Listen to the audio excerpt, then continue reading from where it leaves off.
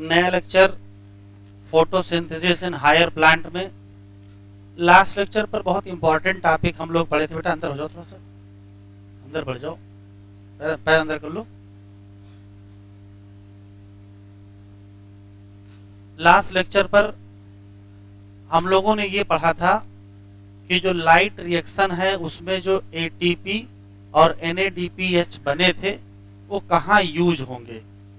तो वो यूज होंगे बायोसिंथेटिक फेज या डार्क रिएक्शन या कार्बन रिएक्शन में। और उसका बेनिफिट ये होगा कि उससे हमको मिल जाएगा ग्लूकोज। तो ग्लूकोज की सिंथेसिस CO2 से होगी, उसी में ये ATP और NADPH वगैरह यूटिलाइज हो जाएंगे।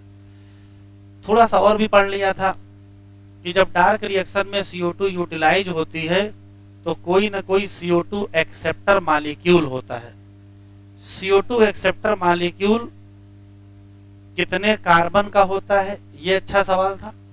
और जो पहला स्टेबल प्रोडक्ट बनता है वो कितने कार्बन का था, ये भी अच्छा सवाल था। तो मेल्विन केल्विन नाम के साइंटिस्ट ने दुनिया को बताया था कि पहला स्टेबल प्रोडक्ट फास्फोग्लिसरिक एसिड है जो कि 3 कार्बन का है, और जो एक्सेप्टर मॉलिक्यूल है RUBP वो 5 कार्बन का है। ज्यादातर वैज्ञानिकों ने इस बात को एक्सेप्ट किया, पूरी दुनिया में ये बात फैली। लेकिन वैज्ञानिकों के मन में एक बात और रही कि क्या कोई और ऐसा भी प्लांट है जिसमें पहला स्टेबल प्रोडक्ट 3 कार्बन का ना होता हो। तो इस कड़ी में 3-4 प्लांट मिले, सुगर केन मिला, मेज मिला, सॉर्गम, जिनमें पहला स्टेबल प्रोडक्ट 3 कार्बन का नहीं 4 कार्बन का था। उसका नाम ऑक्जेलोएस्टिक एसिड था। तो फिर दुनिया में पता यह चला कि पौधे 2 कैटेगरी के हैं। कुछ ऐसे हैं जिनका पहला स्टेबल प्रोडक्ट 3 कार्बन का, उनको C3 प्लांट, और दूसरे जो पहला स्टेबल प्रोडक्ट 4 कार्बन का उनको C4 प्लांट। C3 प्लांट में मेन पाथवे C3 पाथवे है, C4 प्लांट में C4 पाथवे है। ठीक है, सबके एंजाइम अलग अलग है, सबके एक्सेप्टर। तो C3 के 3 क्वेश्चन थे। C3 में एक्सेप्टर है RUBP, C3 में पहला प्रोडक्ट है PGA और एंजाइम है रोबिस्को, और C4 में एक्सेप्टर है PEP, एंजाइम है PEP केज पेप्केज, और जो प्रोडक्ट है वो ऑक्जेलोएस्टिक एसिड। आज वाले लेक्चर में हम लोग डिटेल में C3 पाथवे पढ़ेंगे, उसके सारे स्टेप्स और उससे जुड़े हुए क्वेश्चन। तो मेन हेडिंग डालें,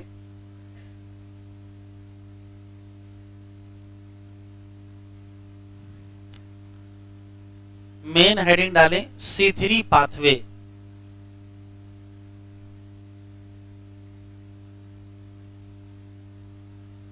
या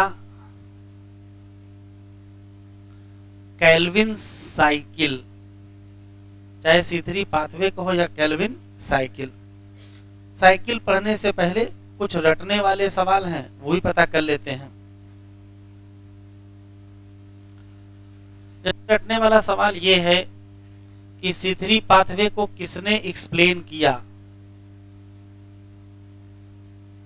हमारे साथ लिखते चलेंगे। तो एक्सप्लेन किसने किया, तो आंसर देंगे मेल्विन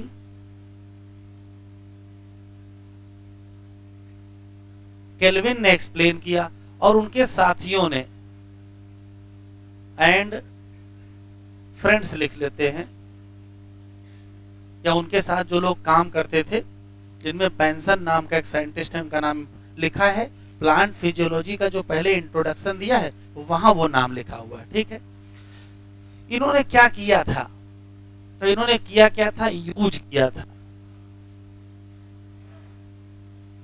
रेडियो आइसोटोप। कौन सा, कार्बन 14 यूज किया था। और किसमें यूज किया था, इन एल्गल फोटोसिंथेसिस।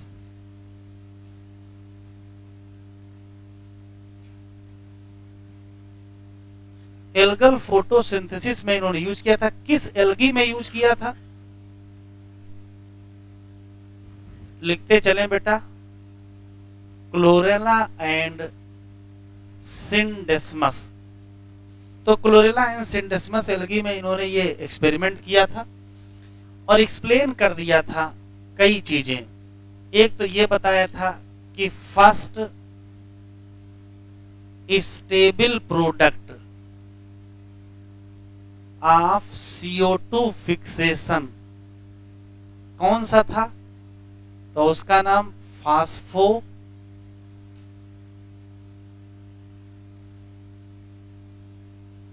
ग्लिसराइड या फास्फोग्लिसरिक एसिड।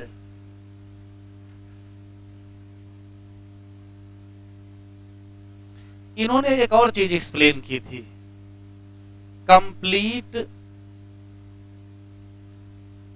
पाथवे भी एक्सप्लेन किया था। तो कंप्लीट पाथवे कैसे एक्सप्लेन कर दिया था, तो इन्होंने लेबलिंग की थी CO2 की। CO2 पर जो कार्बन है वो कार्बन 14 ले लिया और फिर देखा वो कार्बन 14 कहां कहां मिल रहा है, तो जहां जहां मिलता गया उसकी चेन जोड़ते चले गए। तो complete pathway of C3 cycle कैसे, बाई लेबलिंग। किसकी लेबलिंग की थी, CO2 विद कार्बन 14। इन लोगों ने एक और बात बताई थी,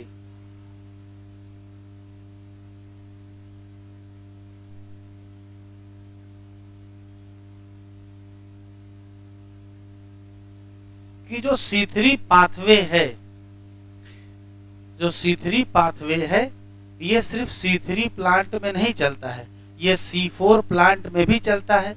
इसका मतलब सभी फोटोसिंथेटिक प्लांट में चलता है, वो चाहे C3 हो चाहे C4 हो। तो ये मेन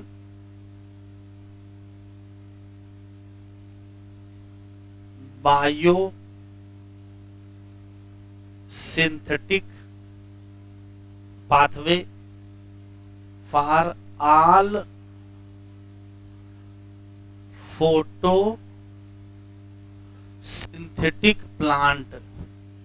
अब जब यहां आल कह दिया है तो इसका मतलब है बोथ, दोनों, क्या, C3 एंड प्लांट। तो चाहे C3 प्लांट हो चाहे C4 प्लांट हो, मेन बायोसिंथेटिक पाथवे काहे के लिए, फॉर ग्लूकोज सिंथेसिस। ग्लूकोज की सिंथेसिस का मेन पाथवे C3 पाथवे ही है सभी पौधों में। सभी का मतलब चाहे वो C3 प्लांट हो चाहे वो C4 प्लांट हो, इससे फर्क नहीं पड़ता है। ये सब जनरल कहानी उसी पैराग्राफ में लिखी थी जो पैराग्राफ हम लोग कल पढ़े थे, बस लिखाए नहीं थे तो आज इसको लिख लिया है। अतुल आगे आ जाओ थोड़ा, 2-3 बेंच। हाँ,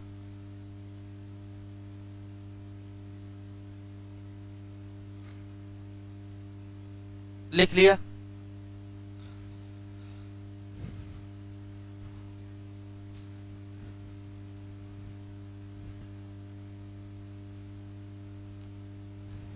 गिनती के सवाल हैं और अगर पेपर उठा के देखेंगे तो लगातार एक क्वेश्चन C3 C4 और फोटो रेस्पायरेशन से एग्जाम में आ ही रहा है। इस बार भी एक आया था, पिछली बार भी आया था, उससे पहले भी आया था, उससे पहले भी आया था। ज्यादातर आसानी सवाल आता है, कभी कभार क्वेश्चन डिजाइन भी कर लेता है। स्टेप्स ऑफ C3 पाथवे या केल्विन साइकिल। केल्विन साइकिल ने क्या किया था, CO2 पर जो कार्बन है उसकी लेबलिंग कर दी कार्बन 14 से और देखा रेडियो ट्रेसर से कि वो कार्बन 14 किस किस मॉलिक्यूल में मिल रहा है। उसी से इन्होंने पूरा पाथवे एक्सप्लेन कर दिया था। क्या हुआ था, तो ये जो 5 कार्बन का RUBP है जो कि एक प्रकार की कीटोज शुगर है, ये 1 कार्बन की कार्बन डाइऑक्साइड से रिएक्शन करेगी और एंजाइम लगेगा कौन सा, RUBP कार्बोक्सिलेज, जिसको शॉर्ट फॉर्म में रुबिस्को कहते हैं। इस रुबिस्को में C तक का तो हमने लिख दिया है, RUBP कार्बोक्सिलेज का फुल फॉर्म C, अभी O नहीं बताया, आगे बताएंगे। ऐसी कोई भी प्रोसेस जब CO2 एक्सेप्टर मॉलिक्यूल में CO2 जोड़ के कुछ भी बनाया जाए तो उस घटना को क्या कहोगे, कार्बोक्सिलेशन। किसी मॉलिक्यूल में CO2 जोड़ने को कार्बोक्सिलेशन कहते हैं और CO2 निकालने को डीकार्बोक्सिलेशन कहते हैं। तो यहाँ CO2 मॉलिक्यूल इसमें जोड़ा गया है, तो ये घटना कौन सी है? कार्बोक्सिलेशन। अब 5 कार्बन इसमें है, 1 कार्बन इसमें है, तो प्रोडक्ट में 6 कार्बन होने चाहिए, लेकिन प्रोडक्ट में कार्बन है 3, तो 3 कहाँ गए? तो गए कहीं नहीं, इसके 2 मॉलिक्यूल है, तो अपने आप 6 कार्बन हो गए। 2 मॉलिक्यूल बन गए किसके? 3-फास्फोग्लिसरेट या ग्लिसरिक एसिड, जिसको शॉर्ट फॉर्म में PGA भी कहते हैं, फास्फोग्लिसरिक एसिड।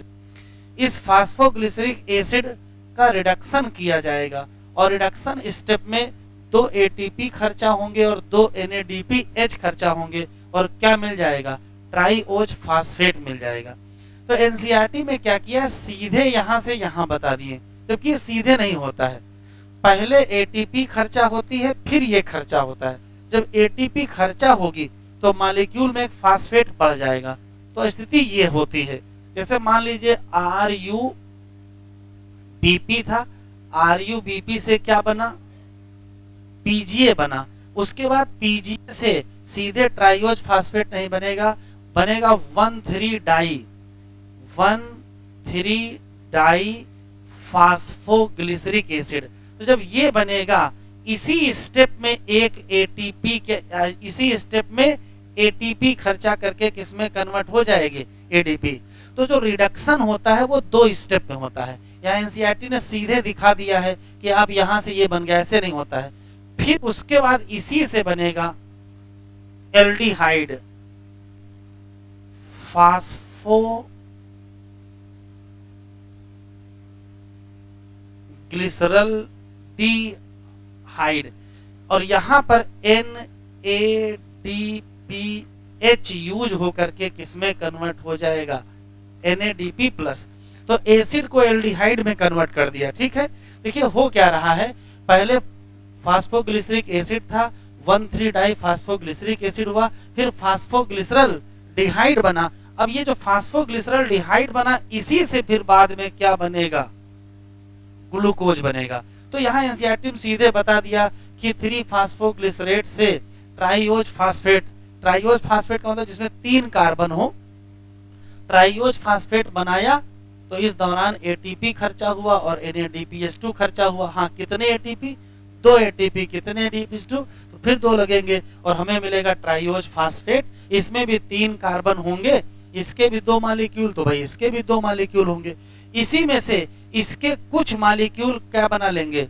ग्लूकोज बना लेंगे, और कुछ मॉलिक्यूल क्या बना लेंगे? RUBP। तो जब कुछ मॉलिक्यूल RUBP बनाएंगे तो उसको हम कहेंगे क्या? रीजनरेशन। इसमें 1 ATP और खर्चा हो जाएगा और बाकी कुछ मॉलिक्यूल क्या बना लेंगे? ग्लूकोज बना लेंगे। आपको आश्चर्य हो रहा होगा कि यहाँ 3 कार्बन लिखे हैं, जबकि ग्लूकोज में क्या होता है? 6 कार्बन। ये कैसे हो गया? 2 मॉलिक्यूल, तो अगर 2 यूज करके हम ग्लूकोज बना लेंगे तो यहाँ एक को बचेंगे ही नहीं, फिर रीजनरेशन कैसे करोगे? फिर से सुनते हैं। इसके 3 कार्बन है, 2 मॉलिक्यूल है, 6 कार्बन हो गए, बना लिया ग्लूकोज। तो अगर 6 कार्बन से ग्लूकोज बना लिया तो फिर रीजनरेशन के लिए तो कुछ बचा ही नहीं, तो रीजनरेशन कैसे करोगे? फिर से सुनते हैं, देखिए यही असली चीज है। 5 कार्बन का RUBP, 1 कार्बन का CO2, तो 6 कार्बन बने, 6 कार्बन 2 मॉलिक्यूल में आ गए, तो कोई दिक्कत नहीं, सही है।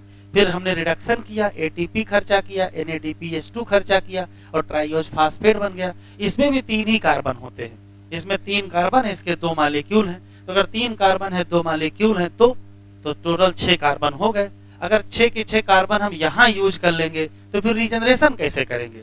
इसका मतलब फिर कुछ और है। तो कुछ और देखो क्या है। तो कुछ और ये है कि ये साइकिल एक बार नहीं चलती है, ये साइकिल टोटल चलेगी कितनी बार? 6 बार। अब एक बार में ये कितने मॉलिक्यूल बने हैं? 2। तो 6 बार में कितने बनेंगे? 12। अब जब 12 मॉलिक्यूल बनेंगे तो 12 मॉलिक्यूल में कार्बन कितने होंगे? 3 से गुणा कर दीजिए, कितने कार्बन? 36 कार्बन यहाँ है। अब 36 कार्बन में से 6 कार्बन से क्या बना लीजिए? ग्लूकोज। बचे कितने? 30। तो जो 30 बचे हैं उसी से क्या बना लीजिए? RUBP। ठीक है, कॉन्सेप्ट साफ कि हुआ क्या है, यहां से यहां तक पूरा ये कितनी बार चलेगी, 6 साइकिल चलेगी। तो घुमा फिरा करके जो कंक्लूसिव लाइन है कि एक ग्लूकोज मॉलिक्यूल अगर बनाना है तो हमको कितनी केल्विन साइकिल चलानी पड़ेगी, तो कहोगे 6 बार केल्विन साइकिल चलानी पड़ेगी। अगर हम एक केल्विन साइकिल की बात करें तो एक केल्विन साइकिल में कुल कितना खर्चा है, तो भाई 2 एटीपी यहाँ खर्चा है, 1 एटीपी यहाँ खर्चा, कुल कितने हो गए 3, और 2 NADPH यहाँ खर्चा है। तो एक CO2 अगर केल्विन साइकिल में इंटर करता है तो कुल कितना खर्चा है, तो एक CO2 के लिए 3 ATP और 2 NADPH2, तो 6 CO2 के लिए कितने हो जाएंगे, 6 CO2 के लिए कितने हो जाएंगे भाई, ये अगर साइकिल 6 बार चलेगी तो CO2 कितने होंगे 6, तो 6 CO2 कितने, तो कहोगे 18 ATP और 12 NADPH। दो अलग अलग सवालों का जवाब दीजिएगा। पहला सवाल, किसी एक केल्विन साइकिल में जो CO2 फिक्स होती है उसको रिड्यूस करने में फाइनली टोटल साइकिल में कुल कितने लगते हैं, तो टोटल 3 लगते हैं। लेकिन अगर हम यहां तक देखें तो रीजनरेशन छोड़ दें, सिर्फ यहीं तक देखें कार्बोक्सिलेशन और रिडक्शन तक तो केवल 2। तो एक CO2 अगर केल्विन साइकिल में इंटर करती है और सिर्फ रिडक्शन तक की बात की जाए तो 2 ATP, लेकिन अगर कंप्लीट सीधी साइकिल की बात करें तो कितनी 3 ATP। इतने ही क्वेश्चन है, फिर से सुन लेते हैं, आराम से लिखिएगा, अभी पॉइंट वाइज लिख देंगे। साइकिल में कुछ नहीं, साइकिल बहुत आसान है, 5 कार्बन का RUBP, 1 कार्बन का CO2 जोड़ के घटना कौन सी, कार्बोक्सिलेशन, बना क्या 3-फॉस्फोग्लिसरेट, इसका रिडक्शन किया गया ATP और NADPH से, बना क्या ट्राइयोज फास्फेट, इसी से क्या बनता है ग्लूकोज, और इसी से क्या बनता है RUBP बनता है। ठीक सिंपल।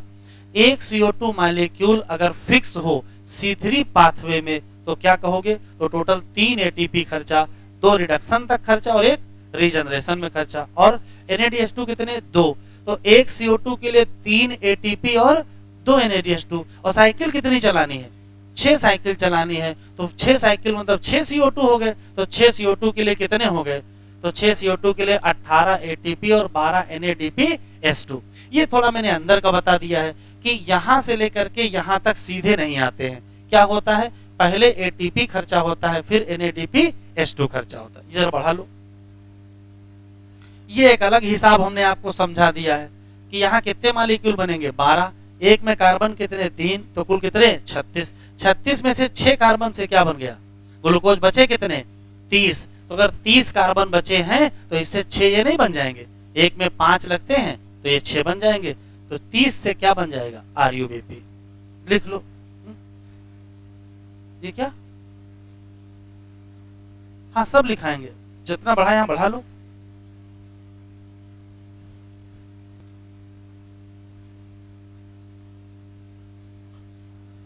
स्टेप्स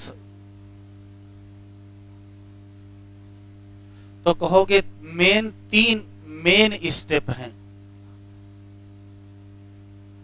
कौन कौन से, तो वही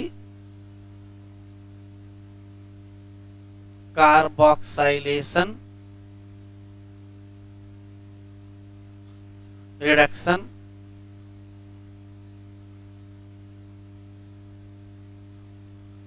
रीजनरेशन। सब में एक एक दो क्वेश्चन है। कार्बोक्सिलेशन का मतलब क्या है, तो सिर्फ इतना मतलब है CO2 fixation with RUBP by enzyme, तो यही बताओगे।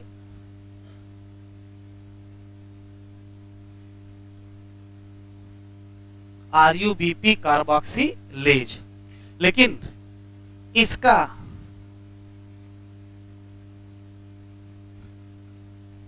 ऑक्सीजनेज एक्टिविटी भी होती है, इसी नाते इसका पूरा नाम रुबिस्को है। कार्बोक्सिलेशन स्टेप में कोई ATP खर्चा हुई है NADPH2, कुछ भी खर्चा नहीं हुआ है। दूसरा स्टेप है रिडक्शन। क्या है? रिडक्शन में ही क्या होता है? प्रोडक्शन ऑफ ग्लूकोज, और इसी में यूटिलाइज होते हैं क्या? 2 एटीपी और क्या? 2 NADPH। किसके लिए? For each CO2 fix. किसी एक CO2 के फिक्सेशन के लिए रिडक्शन स्टेप में क्या खर्चा होता है? तो कहोगे 2 ATP और 2 NADPH2। फिर तीसरा स्टेप है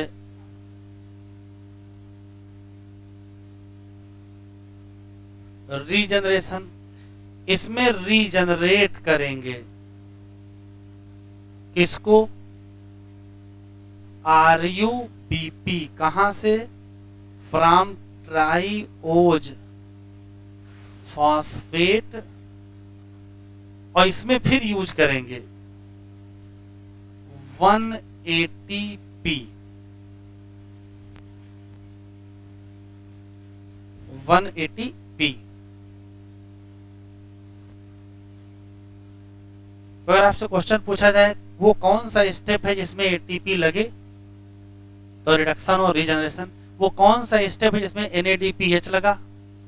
वो कौन सा स्टेप है जिसमें ना ATP लगा ना NADPH लगा? कार्बोक्सिलेशन। 3 क्वेश्चन तो ये हैं।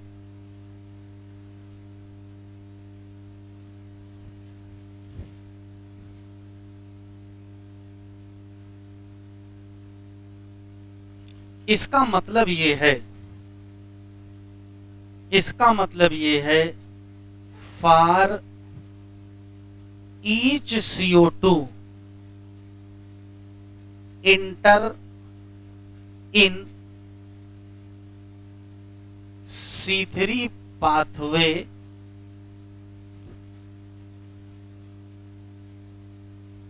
रिक्वायर। क्या क्या चाहिए इसको? तो इसको चाहिए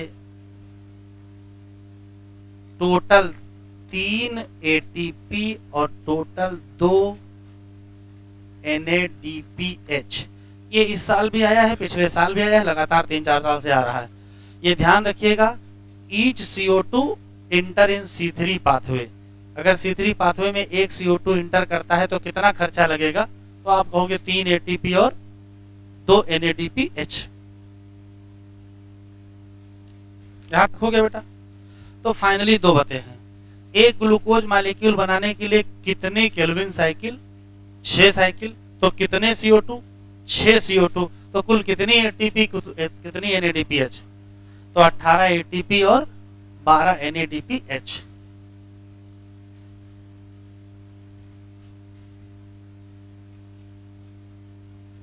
तो कब आंसर 2 और 2 लगाओगे और कब आंसर 3 और 2 लगाओगे?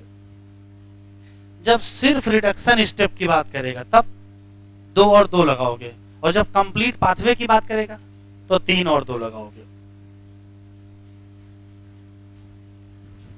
आगे बढ़े बेटा।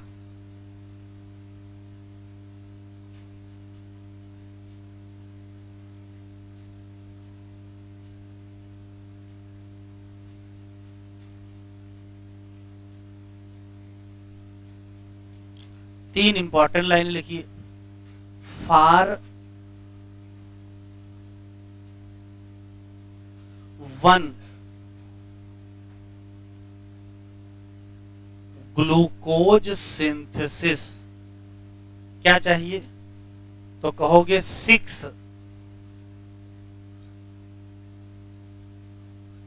केल्विन साइकिल चाहिए। इसका मतलब 6 ही क्या चाहिए? CO2 चाहिए। तो जब 6 साइकिल चाहिए, 6 CO2 चाहिए, तो कितने ATP चाहिए? तो कहोगे 18 ATP चाहिए और 12 NADPH चाहिए। यहाँ क्या लिखा है? 1 लिखा है। एक ग्लूकोज बनाने के लिए क्या क्या चाहिए? तो कहोगे 6 केल्विन साइकिल चाहिए तो 6 ही CO2 चाहिए, तो 18 ATP चाहिए, तो 12 NADPH चाहिए। तो एनसीईआरटी में एक टेबल बनी है, इन और आउट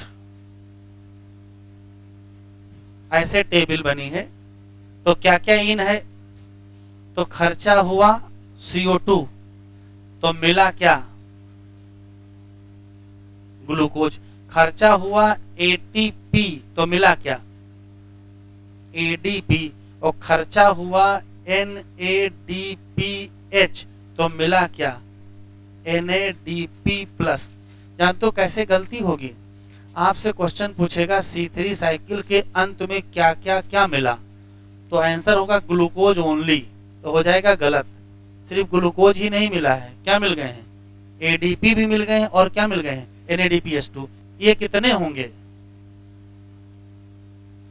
ये कितने होंगे 6, ये कितने होंगे 18 और ये कितने होंगे 12। तो ये कितना होगा 1, ये कितने 18 और ये कितने 12।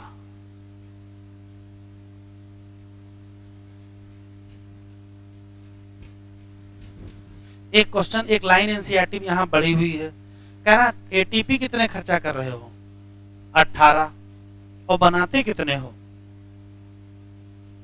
नॉन साइक्लिक फोटोफॉस्फोराइलेशन में बनाते हैं 12 एटीपी। तो कह रहा है जो 6 का अंतर आ गया है वो कहां से पूरा करोगे, तो वो साइक्लिक से पूरा करेंगे। तो अगर आपसे क्वेश्चन पूछा जाए कि 18 एटीपी जो खर्चा किए हो, ये जो 18 एटीपी आप खर्चा किए हो ये आई कहां से हैं, तो कहोगे 2 जगह से। 12 कहां से आई हैं, नॉन साइक्लिक, और 6 कहां से आई हैं, साइक्लिक। ये लाइन भी काम की है, एग्जाम में आ सकती है।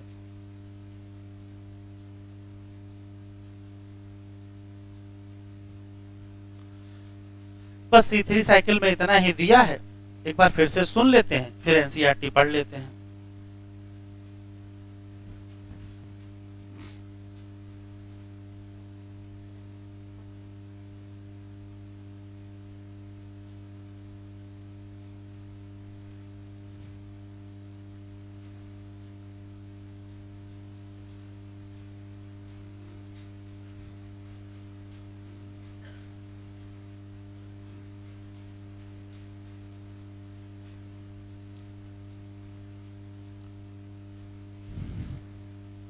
केल्विन साइकिल देखो, लिखा है केल्विन और उनके साथी को वर्कर क्या किए हैं, इन्होंने होल पाथवे को एक्सप्लेन किया है और उसको साइक्लिक मैनर में बताया है, और कहा इसमें RUBP भी क्या होता है, रीजनरेट होता है। Let us see now how the Calvin pathway operate and where sugar is synthesise.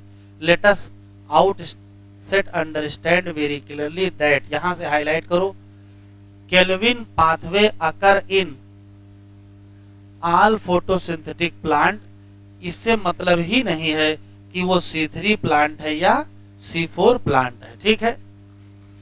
For ease of understanding Calvin cycle को डिस्क्राइब किया गया 3 स्टेज में। कार्बोक्सिलेशन, कार्बोक्सिलेशन यही घटना है जिसमें क्या होता है, फिक्सेशन होता है और क्या बना लेते हैं, स्टेबल ऑर्गेनिक इंटरमीडिएट जिसका नाम PGA है। Carboxylation is the most crucial step of Calvin cycle, जहां CO2 का इस्तेमाल करते हैं किसमें, तो कार्बोक्सिलेशन ऑफ RUBP। RUBP में ही तो CO2 जोड़े हैं, तो जिसमें CO2 जोड़ेंगे उसी का तो कार्बोक्सिलेशन होगा। तो RUBP का क्या हुआ, carboxylation. This reaction catalysed bye enzyme RUBP carboxylase, जिसका रिजल्ट है formation of 2 molecule of 3 PGA। ये 3 PGA क्यों लिखा है, तो 3 नंबर कार्बन पर फास्फेट लगा है। कह रहा this enzyme also have oxygenase activity, इसका मतलब है इसका सबसे बढ़िया नाम क्या रखो, RUBP कार्बोक्सिलेज ऑक्सीजनेज, या शॉर्ट फॉर्म में इसको हम या क्या कह देंगे, रुबिस्को कह देंगे, ठीक है। वही है जो सिंपल बना हुआ है, यहाँ RUBP रिबुलोज 1,5 फास्फेट लिया, CO2 लिया, वाटर लिया, कार्बोक्सिलेशन हुआ। 3 फास्फोग्लिसरेट बना, रिडक्शन हुआ, ट्राइओज फास्फेट बना, रिजनरेशन हुआ, ये फिर बन गया। इसमें कुछ खास नहीं है। रिडक्शन, यहाँ सीरीज देखो, एनसीईआरटी में लिखा है कि यहाँ सीरीज है, क्योंकि डायरेक्ट दिखा दिया है डायग्राम में, लेकिन है क्या सीरीज। यहाँ कई स्टेप चलते हैं। Of reaction that lead to the formation of क्या, glucose. Step involve utilization of क्या, 2 मॉलिक्यूल ऑफ एटीपी। किसमें, ये शब्द यहाँ क्यों लिखा है, तो ध्यान से सुनिएगा।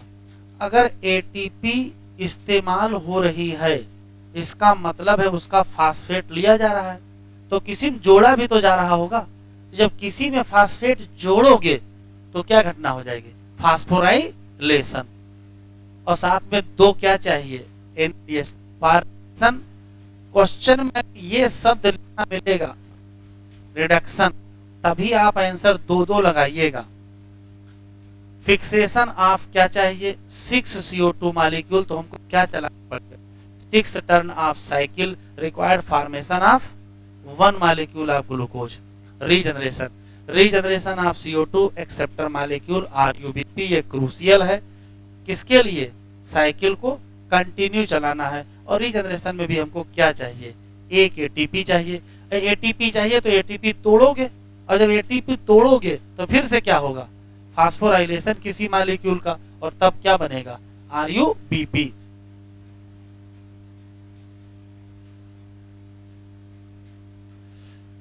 Hence for every CO2 molecule, inter देखो शब्द लिखा है तो पहचानिएगा। अगर ये शब्द लिखा मिल जाए आपको, अगर ये शब्द लिखा मिल जाए तो आंसर क्या लेंगे, 3 एटीपी और 2।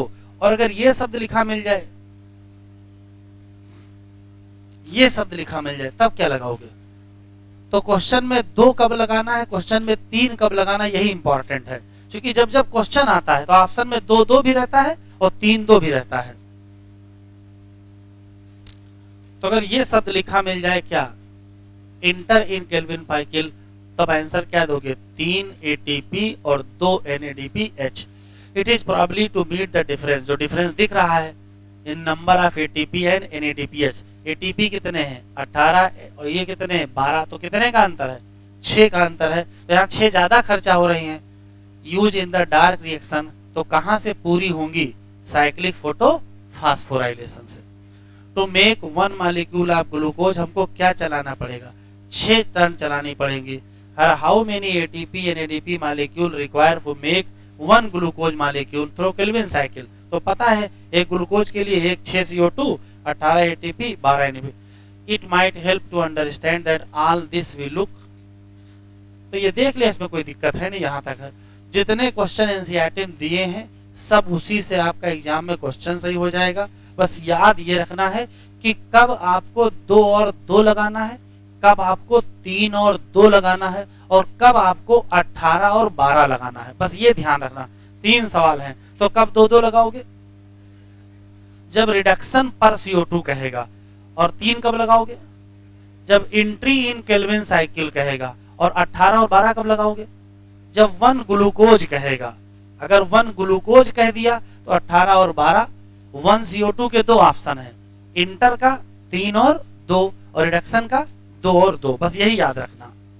चलिए हेडिंग डालिए C4 पाथवे।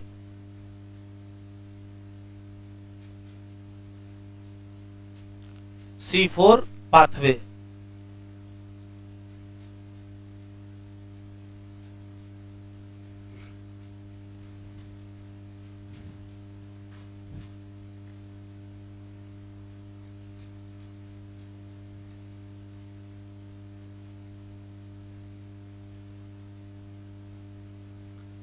या इसका दूसरा नाम हैच एंड स्लैक पाथवे या हैच एंड स्लैक साइकिल।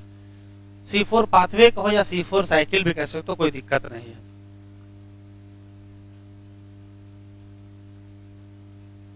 अभी लिखना नहीं, सुनना जरा, जरा देख लो इधर। जैसे आपको पहले से ही पता है, कुछ न लिखिएगा, आराम से लिखने का टाइम देंगे। पहले से ही पता है कि जो C3 प्लांट होते हैं उसमें फर्स्ट स्टेबल प्रोडक्ट कौन बनता है? तो फर्स्ट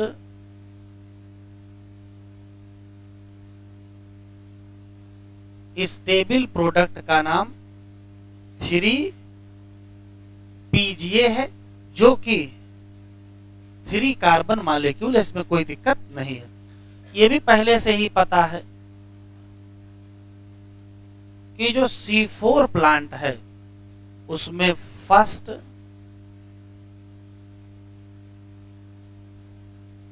स्टेबल प्रोडक्ट जो है वो ऑक्जेलोएसिटिक एसिड है, और जो कि 4 कार्बन का कंपाउंड है।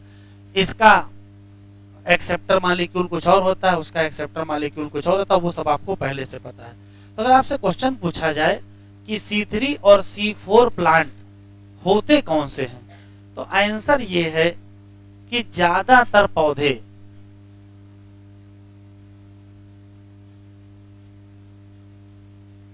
मोस्ट ऑफ प्लांट क्या होते हैं? C3 प्लांट होते हैं। तो C4 कौन होते हैं? कुछ पौधे होते हैं। अब वो सम प्लांट कौन है? तो एनसीईआरटी में 3 दिया है, मेज दिया है, सोरघम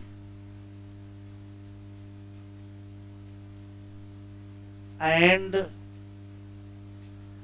शुगर केन। एक अच्छा सवाल एग्जामिनर ने यहां बनाया है, C4 प्लांट मोनोकाट होते हैं कि डाइकाट होते हैं? C4 प्लांट मोनोकाट होते हैं कि डाइकाट होते हैं? तो याद रखना दोनों में होते हैं, मोनोकाट में भी कुछ होते हैं, डाइकाट में भी कुछ होते हैं। तो ये स्पेशली याद रखिएगा, बोथ डाइकाट एंड मोनोकाट। वापस आ जाइए, अभी लिखो नहीं, लिखने टाइम देंगे। तो सवाल यह है कि C4 प्लांट और C3 प्लांट में क्या अंतर? तो एक अंतर तो सामने दिख रहा है, लेकिन क्या सिर्फ इतना ही अंतर है? ऐसा नहीं है। C4 प्लांट की अपनी कुछ पहचान है, इनके कुछ कैरेक्टर हैं। अभी लिखो नहीं, सुन लो। C4 प्लांट और C3 प्लांट का जब अंतर करते हैं तो C4 प्लांट की कुछ पहचान हमको याद रखनी होती है। जैसे सबसे पहली चीज है कि C4 प्लांट में पाई जाती है क्रैंज एनाटोमी इन लीफ। क्या है अभी आपको आगे पढ़ाएंगे, लेकिन सिर्फ क्रैंज एनाटोमी ही पहचान नहीं है, C4 प्लांट के और भी पहचान है। जैसे C4 प्लांट की दूसरी पहचान है कि ये हाई टेम्परेचर को टॉलरेट कर सकते हैं। तो अगर कोई ड्राई ट्रॉपिकल लैंड होगा जहां थोड़ी गर्मी ज्यादा होगा, सूखा होगा, वहां भी ये सरवाइव कर जाएंगे, क्योंकि हाई टेम्परेचर को बर्दाश्त कर सकते हैं। तो दूसरी खास बात यह है कि टॉलरेट कर सकते हैं। अभी लिखो नहीं,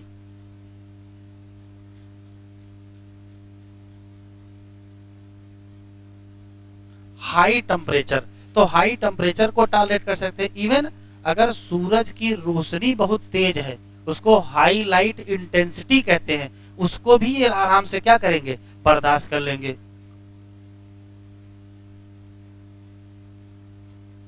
टॉलरेट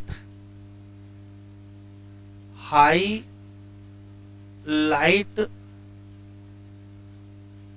इंटेंसिटी। अभी लिखो और सुन लो, फिर लिख लीजिएगा। इनकी एक और खास बात है, इनकी एक और खास बात यह है कि ये बहुत तेजी से CO2 फिक्स करते हैं। इनकी CO2 फिक्स करने की जो स्पीड है वो C3 प्लांट से ज्यादा है। अगर CO2 कम भी है तो भी ये मतलब भर का फिक्स कर लेते हैं।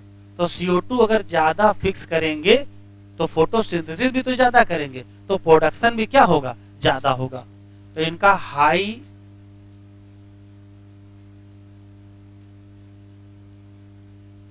CO2 फिक्सेशन है, हाई फोटो सिंथेसिस है, तो हाई प्रोडक्शन भी तो कराएंगे, या प्रोडक्टिविटी भी इनकी क्या होगी? ज्यादा। एक रटने वाला सवाल है, यहां नहीं होता है नो फोटो रेस्पाइरेशन। अब ये क्या है अभी आगे हम लोग पढ़ेंगे। तो अगर आपसे कैरेक्टर पूछा जाए कि C4 प्लांट के कैरेक्टर बताओ, तो आप इतनी सारी बातें बताओगे। इसमें से सबसे इंपॉर्टेंट कौन सी बात है? क्रेंज एनाटॉमी। हमारी इनकी लीफ में क्रेंज एनाटॉमी है। ये हाई टेम्परेचर बर्दाश्त कर सकते हैं, तो आराम से ग्रो करेंगे। कहां? ड्राई ट्रॉपिकल एरिया में आराम से वहां ग्रो कर जाएंगे। हाई लाइट इंटेंसिटी को भी बर्दाश्त कर लेंगे, हाई CO2 फिक्सेशन करेंगे, हाई फोटोसिंथेसिस करेंगे, तो हाई प्रोडक्शन भी होगा। बस यहाँ क्या नहीं होता है? यहाँ फोटो रेस्पिरेशन नहीं होता। इतना लिख लीजिए पहले।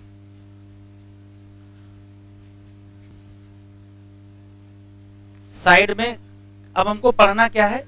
क्रेंज एनाटॉमी।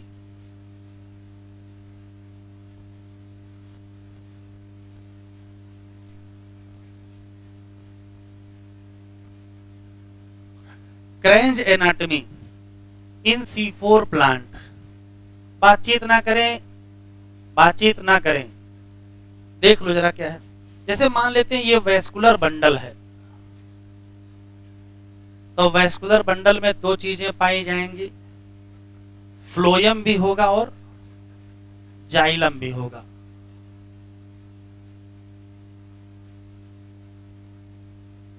इसमें ये है जाइलम और ये है फ्लोएम, ठीक है। तो होता क्या है, वेस्कुलर बंडल के बाहर बाहर सेल की लेयर पाई जाती है।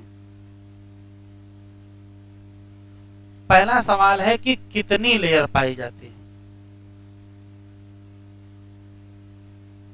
तो एनसीईआरटी में लिखा है सेवरल लेयर, तो कम से कम 3 तो बना ही दे।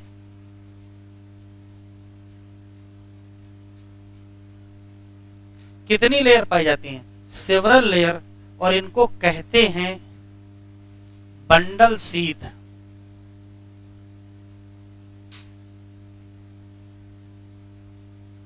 सेल, बंडल शीथ सेल से जुड़े हुए कई क्वेश्चन हैं। पहला सवाल, कितनी लेयर पाई जाती हैं? तो कहोगे several layer around vascular bundle. अभी लिखो नहीं बेटा, देख लो।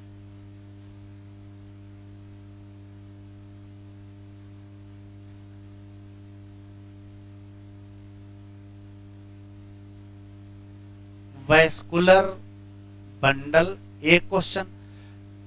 जब लेयर बनती हैं तो दो सेल के बीच कोई जगह नहीं होती है, तो क्या कहोगे? No intercellular space. नो,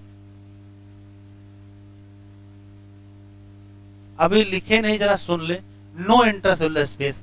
इनकी खास बात यह होती है कि इनकी वाल थिक होती है, और इतनी थिक होती है कि गैस का आदान प्रदान नहीं हो सकता है। तो thick comma impervious to gaseous exchange. एक और खास बात है, ये लार्ज सेल होती हैं। एक तो ध्यान से सुने, जब कभी किसी पर्टिकुलर प्लांट के वेस्कुलर बंडल के बाहर बंडल शीथ की कई लेयर पाई जाएं, लेयर वो भी घेरा होता है, और घेरे को ही क्या कहते हैं? क्रेंज एनाटॉमी। तो इसका मतलब क्या है? वेस्कुलर बंडल सराउंडेड बाय क्या? तो रिंग है ऑफ बंडल शीथ सेल। अभी एक 2023 में एक बढ़िया सवाल आया है कि C4 प्लांट की क्रेंज एनाटॉमी का सबसे ज्यादा फायदा क्या है? क्वेश्चन है, देख लो बुकलेट, देख लो। बहुत बढ़िया सवाल डिजाइन किया है एग्जामिनर ने।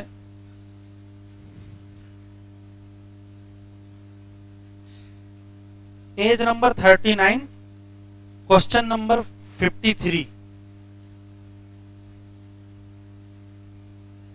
Page number 39, question number 53। देख लो, 2000 कब आया? 23 में, 24 में। Page number 39, question number 53।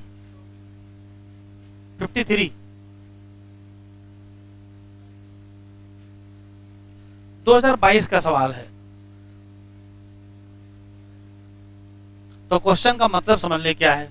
Question का मतलब ये है कि C4 प्लांट में जो क्रेंज एनाटॉमी पाई जाती है उसका क्या रोल है।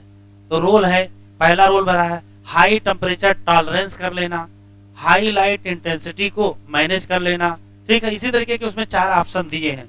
तो कौन सा आंसर सही होगा। तो रियल आंसर सुने, ये जो क्रेंज एनाटॉमी की जो बंडल शीथ सेल हैं इसमें बहुत ज्यादा क्लोरोप्लास्ट पाए जाएंगे। तो जब ज्यादा क्लोरोप्लास्ट पाए जाएंगे तो बहुत ज्यादा क्या होगी, फोटो सिंथेसिस। और उसका फायदा क्या मिलेगा, हाई प्रोडक्टिविटी। तो रियल फायदा क्या है क्रेंज एनाटॉमी का। तो रियल फायदा यह है कि यहाँ क्लोरोप्लास्ट की संख्या ज्यादा हो जाएगी। भाई अगर सिर्फ मीजोफिल सेल में क्लोरोप्लास्ट पाए जाते होते तो मीजोफिल के साथ बंडल शीथ भी पाए जा रहे हैं, तो यहाँ नंबर ऑफ क्लोरोप्लास्ट क्या हो जाएंगे, ज्यादा। तो क्लोरोप्लास्ट ज्यादा तो फोटोसिंथेसिस ज्यादा तो प्रोडक्टिविटी ज्यादा। तो रियल फायदा क्या है, एक फायदा है प्रोडक्टिविटी ज्यादा होना, एक फायदा है फोटो रेस्पिरेशन ना होना, एक फायदा हाई टेम्परेचर टॉलरेंस करना, एक फायदा हाई लाइट टॉलरेंस करना। तो क्या लगाओगे, तो हाई लाइट टॉलरेंस भी नहीं लगाओगे, हाई टेम्परेचर भी नहीं लगाओगे, फोटो रेस्पिरेशन भी नहीं लगाओगे। रियल फायदा क्या है, हाई फोटोसिंथेसिस या क्या, हाई प्रोडक्टिविटी। क्यों, क्या होंगे, मोर क्लोरोप्लास्ट। सुन लीजिए फिर लिखिएगा। क्रेंज एनाटॉमी का मतलब है वैस्कुलर बंडल के बाहर क्या पाई जाए, रिंग। किसकी, बंडल शीथ सेल की। बंडल शीथ सेल की खास बात यह है, ये बड़ी सेल होती है, इनकी सेवरल लेयर होती है, कोई इंटरसेलुलर स्पेस नहीं होता है, थिक होते हैं, इम्परमियस टू गैसेस एक्सचेंज होते हैं। और सबसे खास बात ये है, क्या होते हैं, ज्यादा क्लोरोप्लास्ट होते हैं तो ज्यादा फिक्सेशन, तो ज्यादा फोटोसिंथेसिस, तो ज्यादा क्या, प्रोडक्टिविटी। लिखो, थोड़ा छोटा बन गया है, बड़ा कर दें। हाँ ये सही है।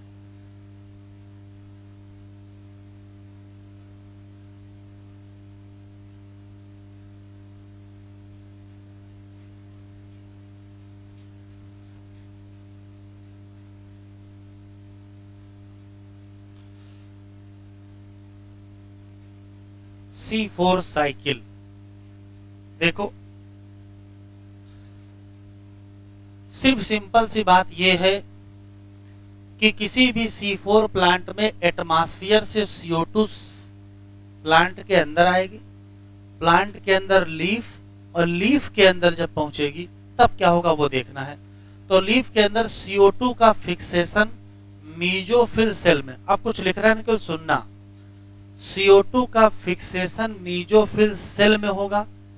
तो C3 प्लांट में CO2 का फिक्सेशन किस सेल में होता है, वहां भी मीजोफिल सेल में होता है, यहां भी मीजोफिल ही सेल में होगा। बस क्या होगा, वहां CO2 एक्सेप्टर था RuBP, यहां CO2 एक्सेप्टर PP फास्फोइनॉल पायरुवेट है।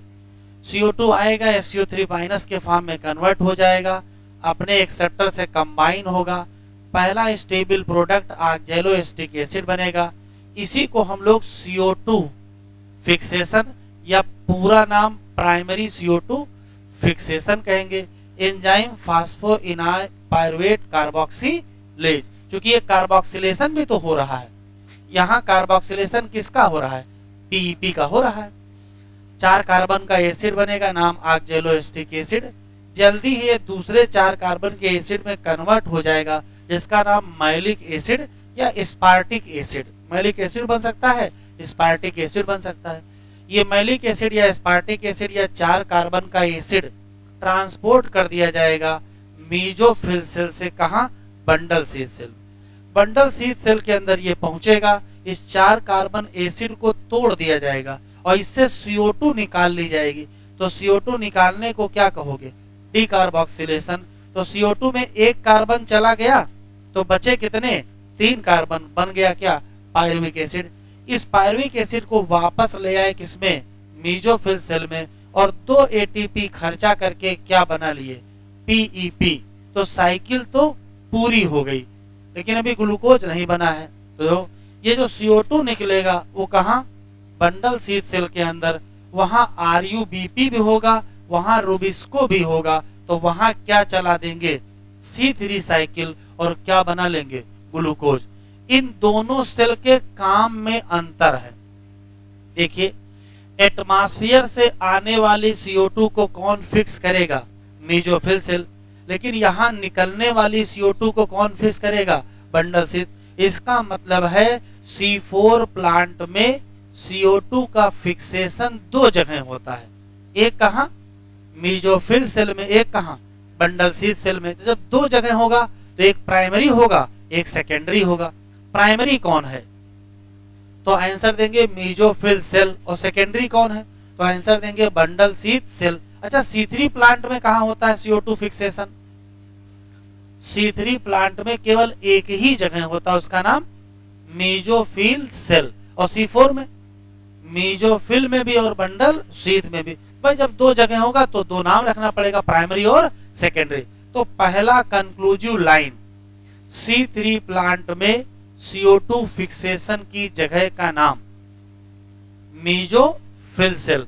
C4 प्लांट में CO2 फिक्सेशन की जगह 2, एक कौन सी, मीजोफिल, और एक कौन सी, बंडल। तो प्राइमरी कहां और सेकेंडरी कहां, प्राइमरी मीजोफिल और सेकेंडरी कहां, बंडल शीथ। एक और क्वेश्चन, इसमें प्राइमरी CO2 फिक्सेशन का एंजाइम कौन है, तो आंसर देंगे पेप्केज। और C3 में, तो एंजाइम ऑफ CO2 फिक्सेशन अगर C3 में पूछेगा तो रुबिस्को देंगे, और C4 में पेप्केज देंगे, क्योंकि वही मेन है। हाँ, अलग बात है कि यहाँ रुबिस्को भी इस्तेमाल हो रहा है। अच्छा, कहा मीजोफिल सेल में कौन सा एंजाइम है, पेप्केज है, तो कौन सा नहीं है, रुबिस्को नहीं है। और बंडल शीथ में कौन है, रुबिस्को है, तो कौन सा नहीं है, पेप्केज नहीं है। यही सब याद रखना है। एटमॉस्फेयर से CO2 आया, उसका फिक्सेशन हुआ मीजोफिल सेल में, किससे, पीईपी से हुआ, एंजाइम पेप्केज हुआ, बना क्या, ऑक्जेलोएसिटिक एसिड। बात खत्म। ऑक्जेलोएसिटिक एसिड 4 कार्बन का एसिड है, जल्दी ही कन्वर्ट हुआ दूसरे एसिड में, मैलिक एसिड या एस्पार्टिक एसिड। ट्रांसपोर्ट हो गया कहां, बंडल शीथ सेल, वहां CO2 निकाला गया तो डीकार्बोक्सिलेशन, बना क्या, 3 कार्बन का एसिड, पायरुविक एसिड, वापस लाए कहां, मीजोफिल सेल, क्या बनवा लिए, ऑक्जेलोएसिटिक एसिड, सॉरी क्या बना लिए, फास्फोइनॉल पायरुवेट, पीईपी बनवा लिए, और उसमें लग गए क्या, 2 एटीपी लग गए।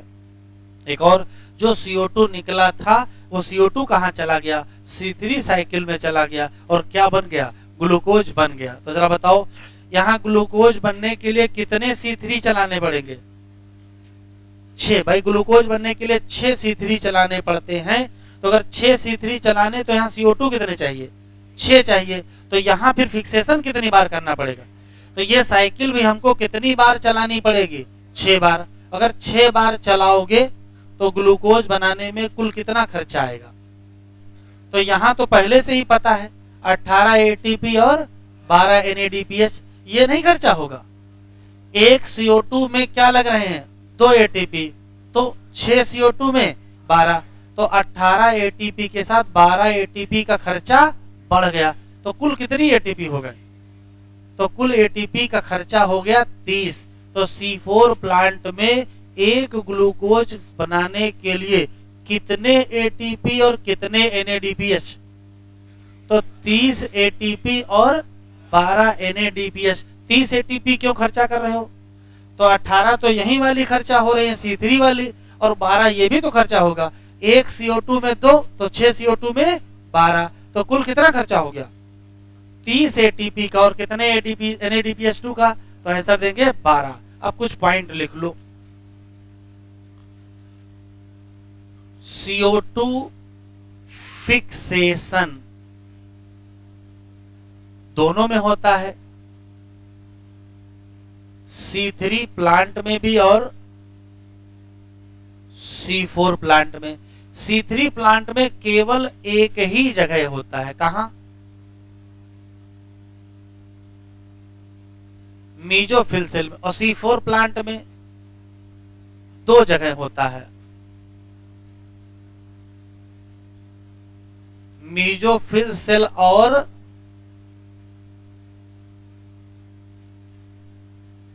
तो जब दो जगह होगा तो यहां वाले को क्या कहोगे? Primary CO2 fixation. और यहां वाले को क्या कहोगे? Secondary CO2 fixation. इस प्राइमरी CO2 फिक्सेशन का रिजल्ट क्या है? OAA। और इस CO2 फिक्सेशन का रिजल्ट क्या है? PGA। तो इस CO2 फिक्सेशन का रिजल्ट, अरे सीधे ग्लूकोज बना दोगे? अरे पहले बनाओगे PGA और फिर बाद में इसी से क्या बन जाएगा? ग्लूकोज। इसका मतलब यह है कि C3 पौधों में केवल C3 साइकिल चलेगी और C4 पौधों में C3 भी चलेगी और C4 भी चलेगी। सब कंपेयर के क्वेश्चन है। C3 plant only C3 cycle और C4 प्लांट तो कहोगे both C3 cycle and C4 cycle. पहले कौन सी चलेगी भैया? यहां पहले चलेगी ये और बाद में चलेगी ये। तो C4 प्लांट में मेन फॉर CO2 फिक्सेशन और मेन फॉर ग्लूकोज सिंथेसिस। बताओ बताओ भाई। C4 प्लांट में CO2 फिक्सेशन का मेन कौन है और C4 प्लांट में ग्लूकोज सिंथेसिस का मेन कौन है?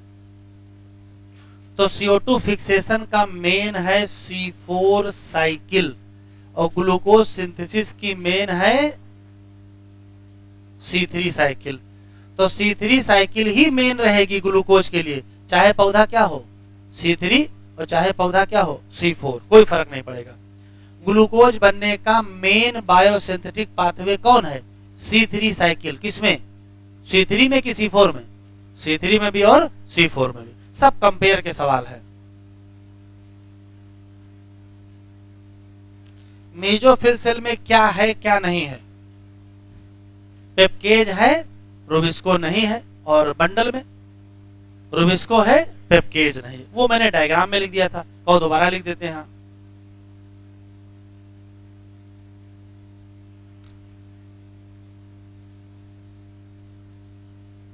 इसका कंक्लूसिव लाइन ये निकल के आई है कि C3 पाथवे की मेन पाथवे है किसका? ग्लूकोज की सिंथेसिस का। किसके लिए? फॉर C3 प्लांट और for C4 plant.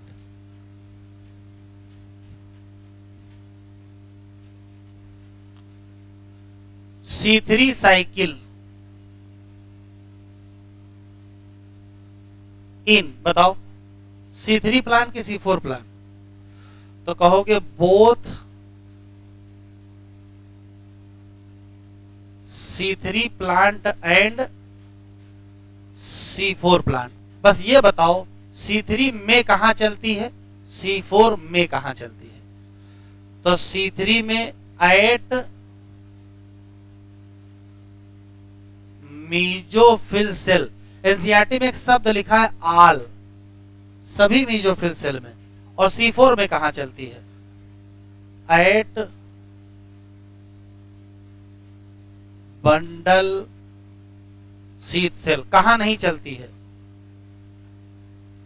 Not at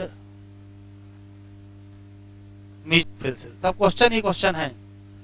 एक ग्लूकोज बनाना है, क्या क्या क्या खर्चा लगेगा?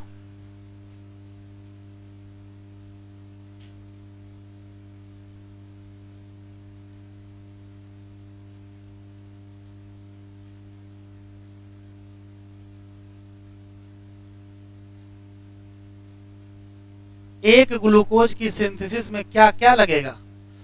तो कहोगे जो लग रहा था वही लगेगा। 6 क्या लगेंगे? CO2 के CO2 कम लगाओगे कि ज्यादा? उतने ही लगेंगे। और क्या लगेगा? 30 लगेंगे क्या? ATP। और 12 लगेंगे क्या? NADPH। ये 30 क्यों लग गए? इसमें से 18 लग गए किसमें? C3 पाथवे में, और 12 लग गए C4 पाथवे में। C4 पाथवे में कहां लगे हैं? Regeneration of PEP।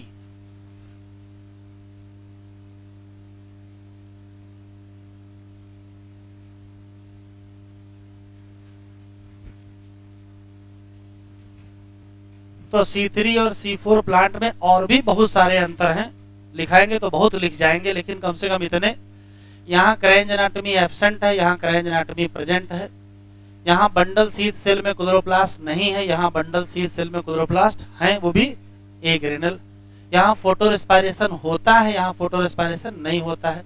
यहाँ CO2 फिक्सेशन रेट लो है, यहाँ CO2 फिक्सेशन रेट हाई है। यहाँ प्रोडक्टिविटी लो है, यहाँ प्रोडक्टिविटी भी हाई है। यहाँ ऑप्टिमम टेम्परेचर लो है, यहाँ ऑप्टिमम टेम्परेचर हाई है। और ये इसी नाते बर्दाश्त नहीं कर सकते हैं हाई टेम्परेचर को, और ये बर्दाश्त कर सकते हैं क्या? हाई टेम्परेचर को।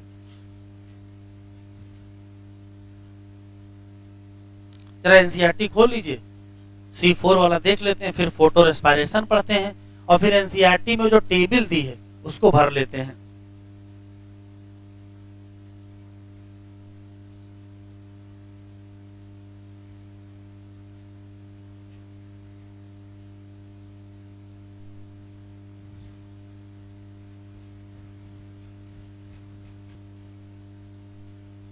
जरा एनसीईआरटी खोल लो बेटा। C4 पाथवे, यहाँ बहुत सारी कहानी लिखी है। Plant that adapt to, highlight करिए, ड्राई ट्रॉपिकल रीजन, उनमें सब में क्या मिलेगा?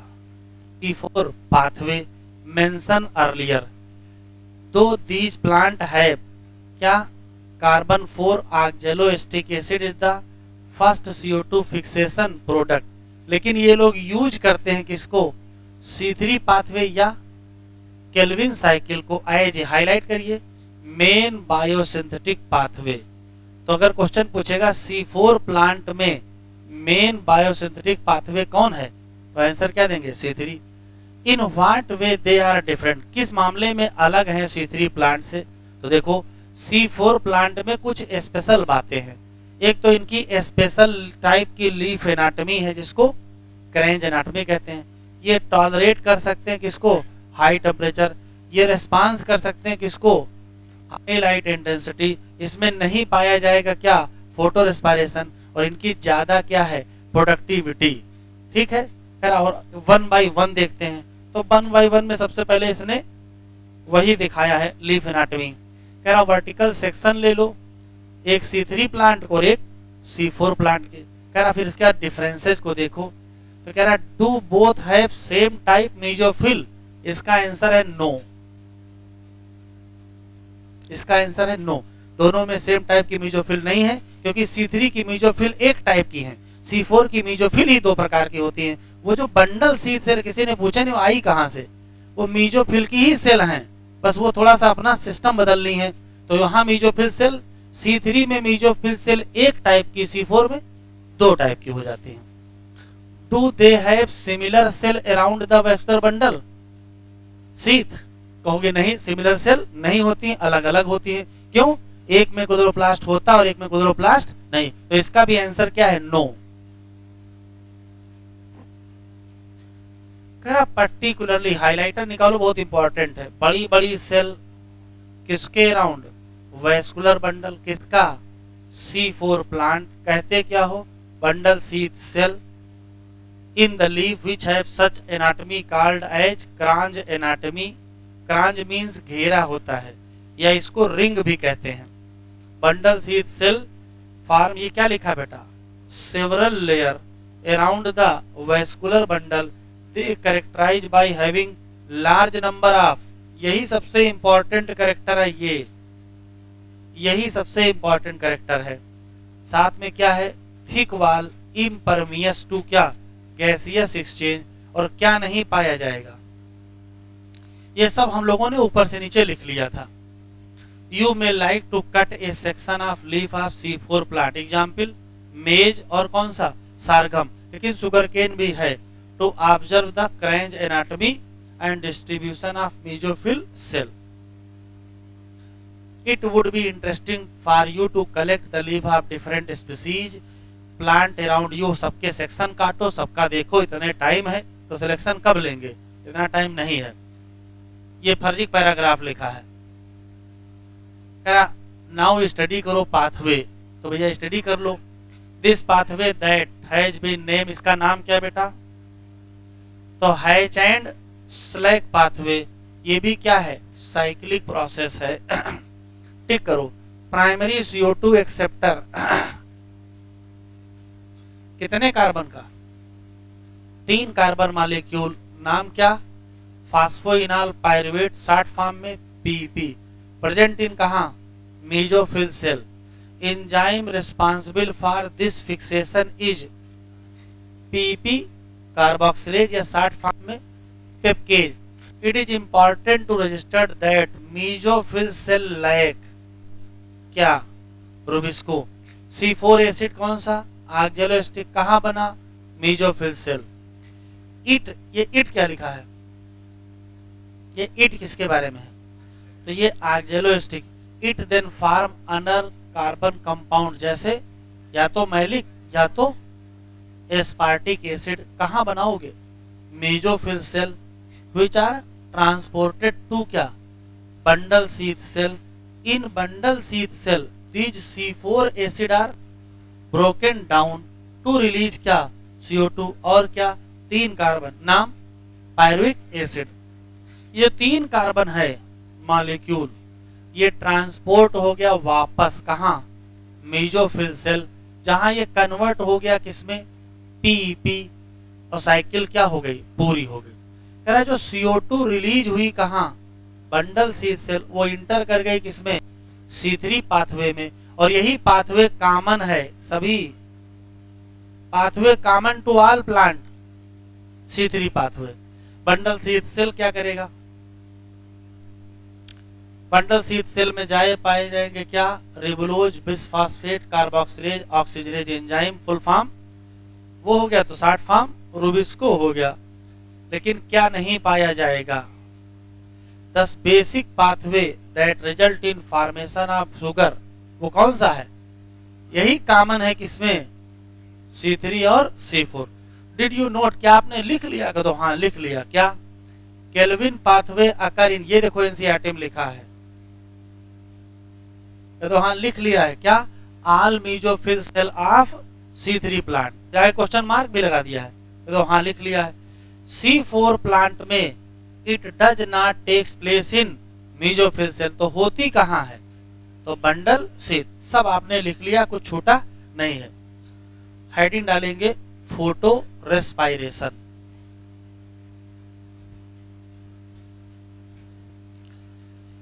तो ये समझना जरूरी है कि फोटो रेस्पायरेशन क्यों हो जाता है, आखिर क्या दिक्कत आ जाती है।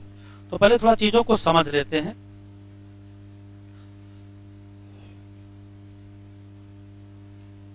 तो साइड हेडिंग डालिए एंजाइम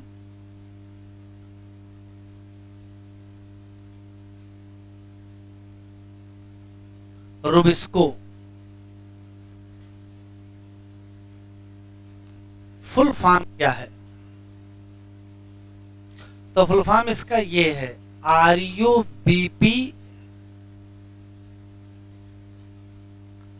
कार्बोक्सिलेज ऑक्सीजिनेज। अभी लिखो नहीं, जरा इसके कुछ क्वेश्चन देख लो। जैसे पहला सवाल तो ये है कि ये मोस्ट, ये तो रटने वाला है, मोस्ट एबंडेंट एंजाइम है, या ये भी कह सकते हो मोस्ट एबंडेंट प्रोटीन। दुनिया में सबसे ज्यादा कौन सी प्रोटीन पाई जाती है? तो वो यही प्रोटीन है, रुबिस्को प्रोटीन का बना होता है। दूसरा सवाल ध्यान से सुनेंगे, लिखेंगे नहीं। इसकी खास बात यह है कि इसकी दो एक्टिविटी होती है। इसका जो एक्टिव साइट है, एंजाइम का एक्टिव साइट होता है, और एक्टिव साइट से कुछ ना कुछ बाइंड होता है। तो इसकी जो एक्टिव साइट है वो O2 के लिए भी सेंसिटिव है और CO2 के लिए भी सेंसिटिव है। इसका मतलब अगर ये CO2 को बाइंड कराएगा तो क्या कहेंगे? कार्बोक्सिलेशन एक्टिविटी, और अगर O2 से बाइंड करेगा तो ऑक्सीजनेशन एक्टिविटी। तो इसका जो एक्टिव साइट है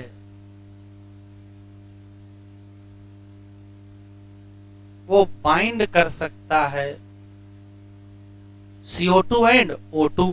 इसका मतलब है इसकी जो एक्टिविटी है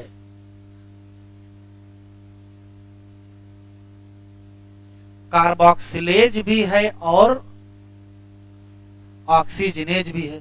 सवाल यह है कि ये कब CO2 से बाइंड करेगा और कब O2 से बाइंड करेगा। तो ये स्पेशल और याद रखेंगे, इसका ज्यादातर लगाव, मैक्सिमम एफिनिटी किससे है? CO2 से। लेकिन में बाइंड टू O2, लेकिन O2 से भी बाइंड कर, जैसे अब बेटा लिखो नहीं, लिख लेना, भी लिखने टाइम देंगे। जैसे हीमोग्लोबिन है, हीमोग्लोबिन की एफिनिटी O2 से भी और CO2 से भी है। मैक्सिमम किससे है? O2 से है। इसकी भी दोनों से, O2 से भी और CO2 से, लेकिन मैक्सिमम किससे है? CO2 से। लेकिन किससे बाइंड कर सकता है? O2 से बाइंड कर सकता है। तो कंडीशन देखो, अभी लिखिएगा नहीं। इफ CO2 रेशियो O2 1 है, इसका मतलब क्या है? इसका लो है, अच्छा,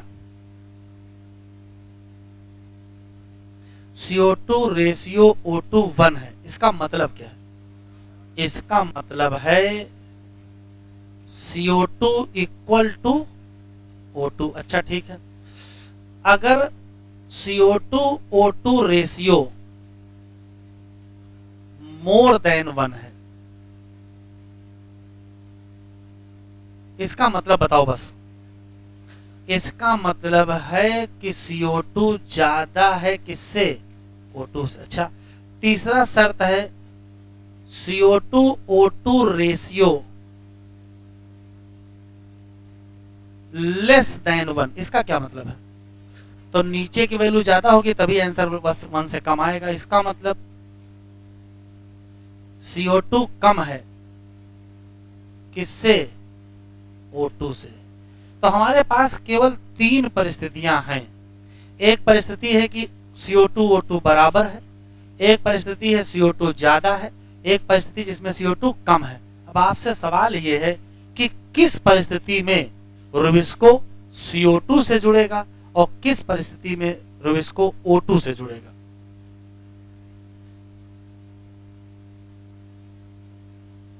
तो यहां ये लिखा है इसकी मैक्सिमम एफिनिटी किससे है? CO2 से। तो भाई अगर O2 CO2 बराबर होगा तो लगाव जिससे ज्यादा होगा उधर चले जाएंगे। किससे लगाव ज्यादा है? तो इस केस में किससे जुड़ जाएगा? CO2 से।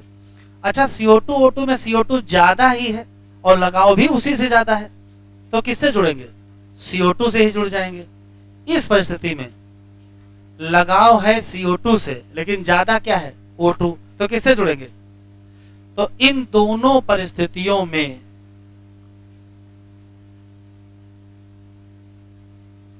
रुबिस्को की कौन सी एक्टिविटी होगी, और इस परिस्थिति में रुबिस्को की कौन सी एक्टिविटी होगी, बस इतना बता दो।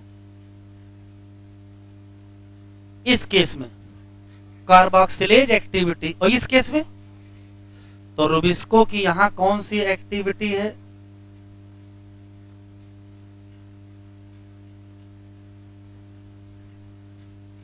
और इस केस में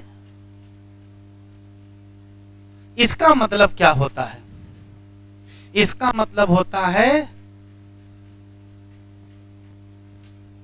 रुबिस्को बाइंड कर गया किससे, CO2 से, और इसका मतलब क्या होता है, रुबिस्को बाइंड कर गया किससे,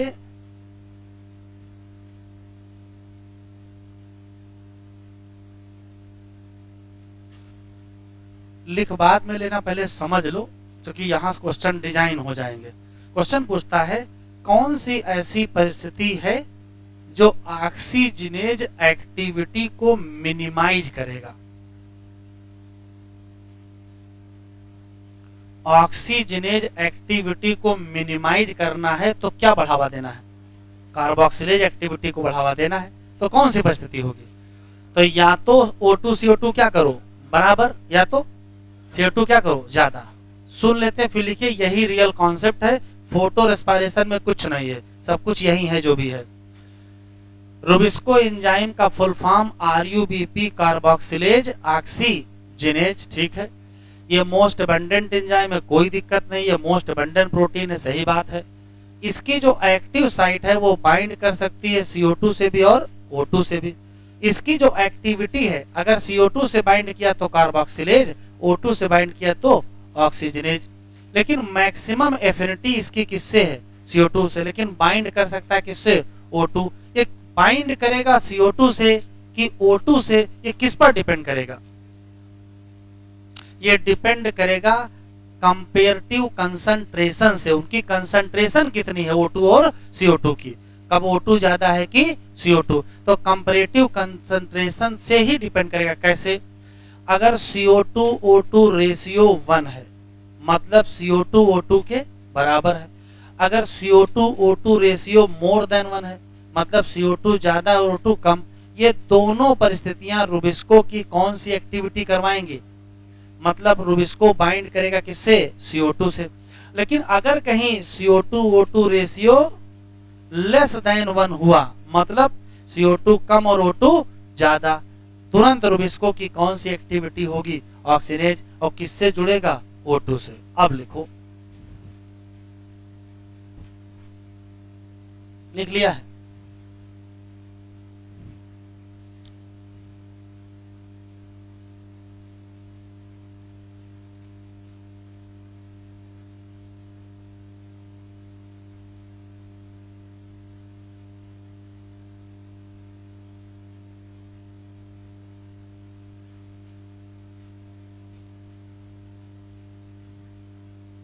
बाकी देखो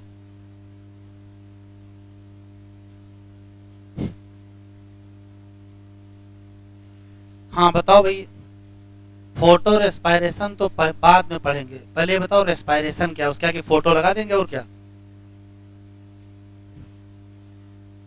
रेस्पिरेशन क्या है, ऐसी कोई भी प्रोसेस जिसमें O2 यूज हो CO2 निकले, उसका नाम रेस्पिरेशन। अच्छा, फोटोसिंथेसिस क्या है, ऐसी कोई भी प्रोसेस जिसमें CO2 यूज हो O2 निकले, यही तो है इन जनरल। अब फोटो रेस्पिरेशन क्या है, तो जब फोटोसिंथेसिस में रेस्पिरेशन जैसा काम होने लगे, ऐसे सुनते हैं, रेस्पिरेशन क्या है, लिख लिया सबने, तो पहले बताओ जरा रेस्पिरेशन, लिखते चलेंगे क्या है, तो यूज करेंगे किसका, O2, और प्रोड्यूस करेंगे किसको, CO2, साथ में ATP बनाएंगे, CO2 बनाएंगे और एटीपी बनाएंगे। अच्छा, फोटोसिंथेसिस क्या है?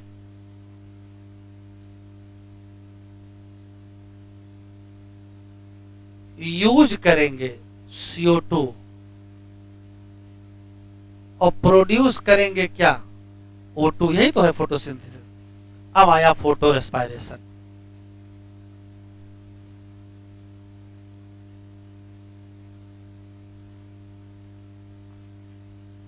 ध्यान से सुने, फोटोसिंथेसिस में CO2 यूज होना चाहिए था और O2 रिलीज होना चाहिए और पलट जाए। यूज होने लगे क्या? O2 और रिलीज होने लगे क्या? CO2। अगर O2 यूज हो, CO2 रिलीज हो, तो वो क्या है? रेस्पायरेशन। लेकिन हो कहां गया? फोटोसिंथेसिस में। तो क्या नाम रखोगे? Photo respiration. रेस्पायरेशन क्या है? O2 यूज करके CO2 निकालना। फोटोसिंथेसिस क्या है? CO2 यूज करके O2 निकालना। अब हो रहा है फोटोसिंथेसिस, लेकिन काम होने लगे कैसे? रेस्पायरेशन जैसे। क्या यूज होने लगा? यूज O2 और प्रोड्यूस क्या होने लगा? CO2। तो ये बात तो ऐसी लिखी है। तो जब फोटोसिंथेसिस में क्या होने लगे?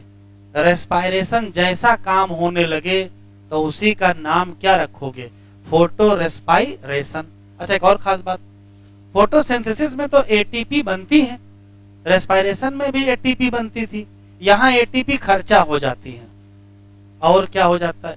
यूज हो जाता है। क्या?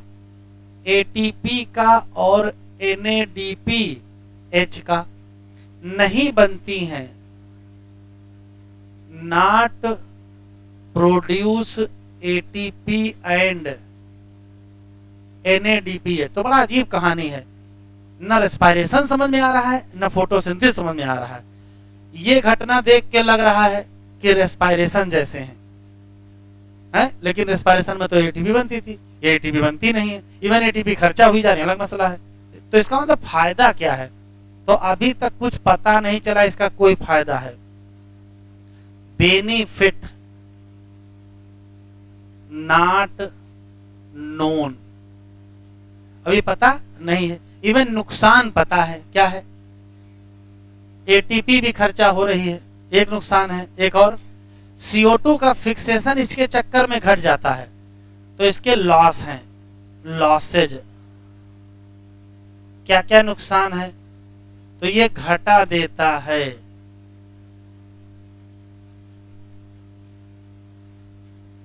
CO2 fixation in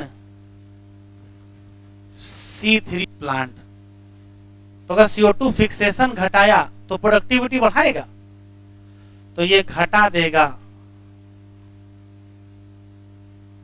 productivity in C3 plant. Photo respiration ऐसी कोई भी प्रोसेस जिसमें O2 यूज हो, CO2 निकले, इसमें ATP भी यूज हो जाए, NADPH भी यूज हो जाए। ATP ना बने ना NADPH बने।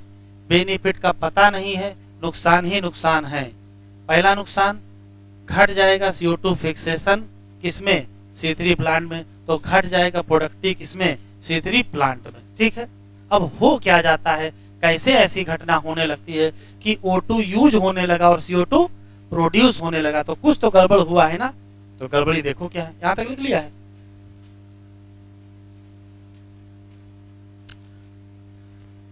अब नहीं लिखेंगे, अब देखेंगे।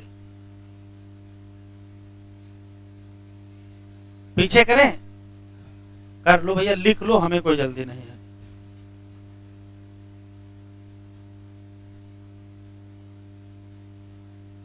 लिख तो चुके हो यार, बढ़ाए आगे, आगे बढ़े। हाँ, C3 प्लांट में जरा आराम से को बताएं, लिखे नहीं। ये बताओ कि अगर RUBP किससे जुड़ जाए? CO2 से, तो क्या बनता है? तो दो मॉलिक्यूल बनते हैं किसके?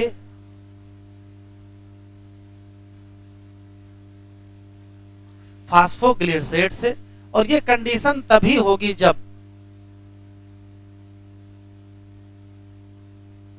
रिबिस्को की कौन सी एक्टिविटी होगी, कार्बोक्सिलेज। और ये कब होगी, तो अभी मैंने बताया कि जब CO2 ज्यादा होगा O2 से कम, तो यही फोटोसिंथेसिस है।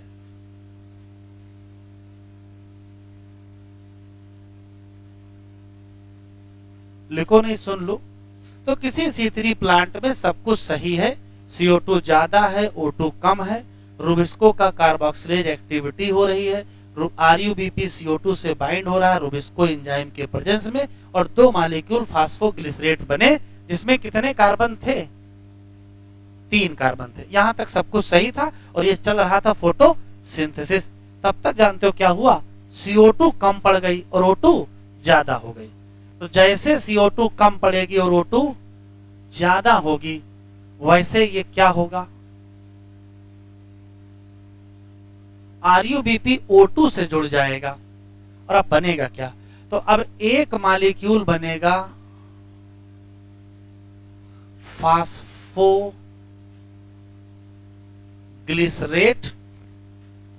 और साथ में एक मॉलिक्यूल बनेगा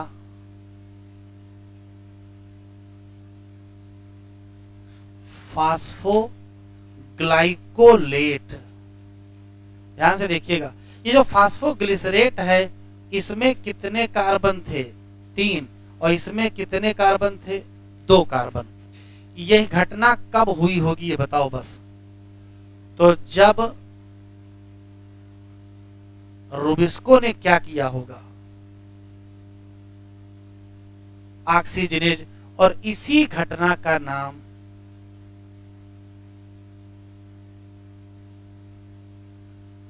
फोटो रेस्पाइरेशन। तो इसमें और इसमें अंतर क्लियर हो गया क्या, यहां कितने कार्बन है बेटा, 5 कार्बन, यहां कितने कार्बन, 5 कार्बन, यहां कितने कार्बन, 3, 3 के 2 हो गए, 6 कार्बन, यहां 5 हैं तो 3 इसके पास चले गए, 2 इसके पास चले गए। तो फोटो रेस्पायरेशन कैसी प्रोसेस है, तो कहोगे जब रुबिस्को की ऑक्सीजनेज एक्टिविटी होगी तब एक मॉलिक्यूल क्या बनेगा, फास्फोग्लाइसरेट का, और एक बनेगा फास्फोग्लाइकोलेट का। एक मॉलिक्यूल बनेगा 3 कार्बन का और एक मॉलिक्यूल बनेगा 2 कार्बन का। तो इसमें अंतर बिल्कुल क्लियर हो गया।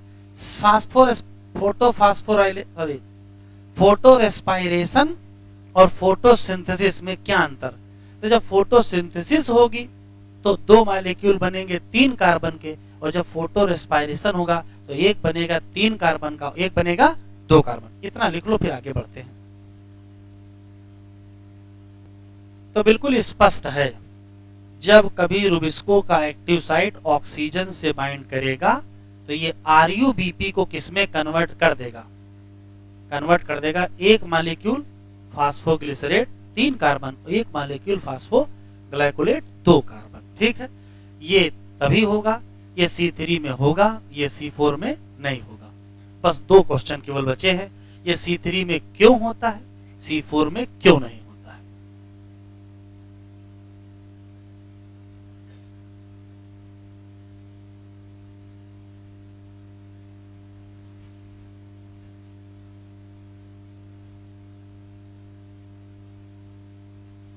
यहां तक हो गया बेटा,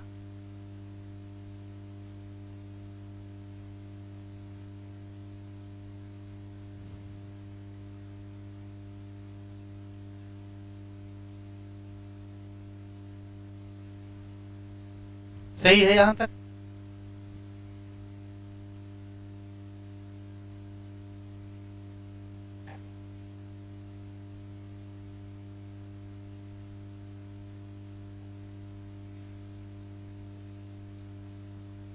अब सारी बातें पता हैं, बस हमारे साथ आप लिखते चलेंगे। C3 प्लांट में फोटो रेस्पायरेशन होगा, C3 प्लांट में रुबिस्को की ऑक्सीजनेज एक्टिविटी होगी, इसी नाते C3 प्लांट में CO2 फिक्सेशन घट जाएगा, प्रोडक्टिविटी घट जाएगी। किसके चक्कर में, O2 के चक्कर में। तो क्वेश्चन पूछा गया O2 के चक्कर में CO2 का फिक्सेशन घट जाता है, किसमें, C3 प्लांट में। यही सब कहानी है। C3 प्लांट में ये क्यों होता है? तो इसके कुल 4 कारण हैं होने के।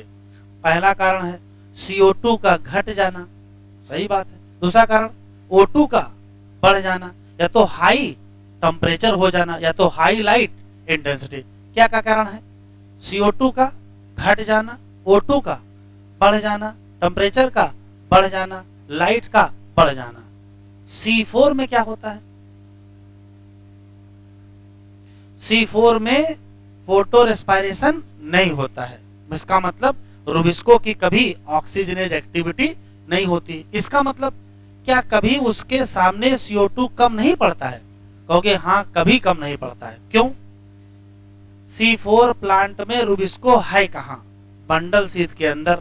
और बंडल शीट के अंदर एक व्यवस्था है कि वहां ऑक्सैलोएसिटिक एसिड को तोड़ करके कार्बन डाइऑक्साइड निकाली जाती है। तो उसके सामने कभी CO2 कम पड़ता ही नहीं है।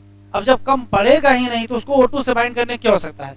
O2 से तो वो तब बाइंड करेगा जब CO2 क्या होगी? कम।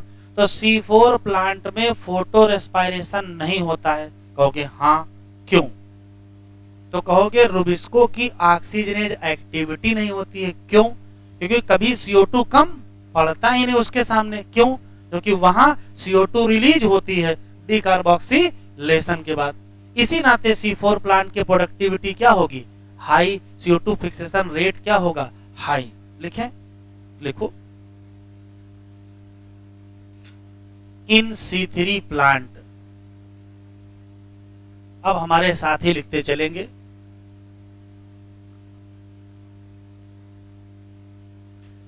फोटो रेस्पायरेशन अकर, मतलब रुबिस्को हैव ऑक्सीजनेज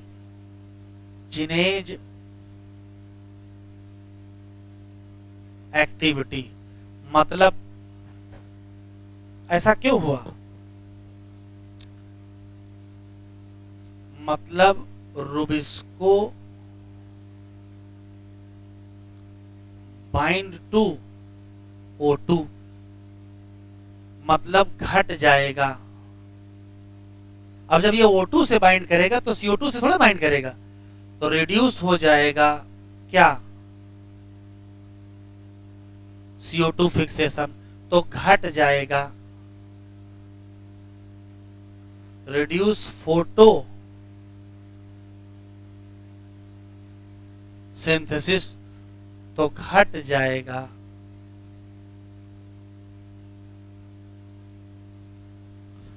प्रोडक्टिविटी।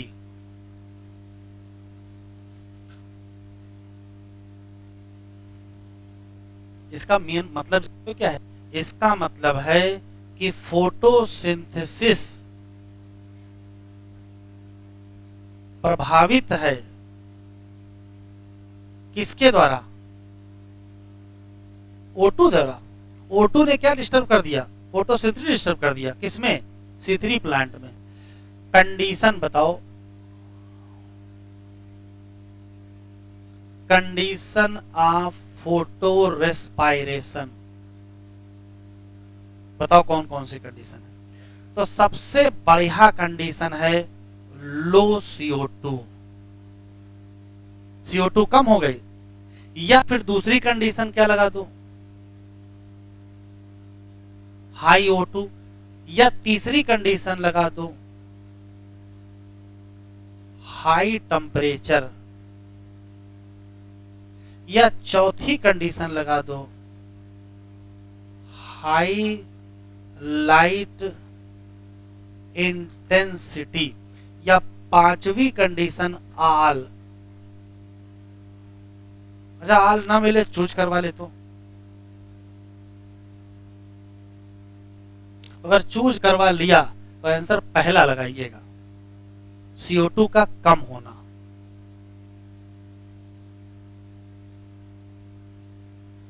और C4 प्लांट में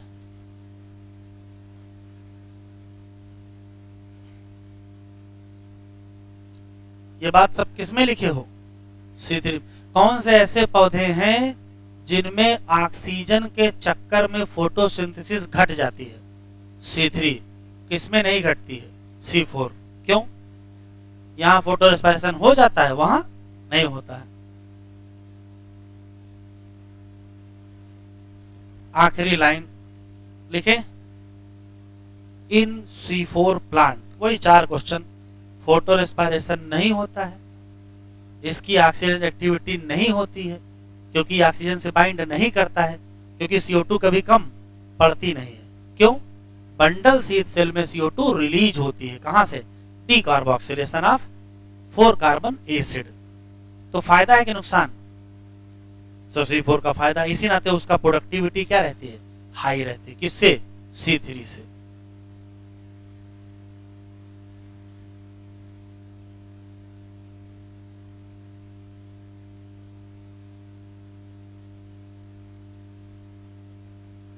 लिख गया था, लिखो इन C4 प्लांट।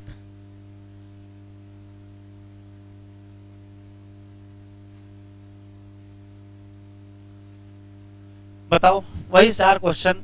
पहला सवाल, photo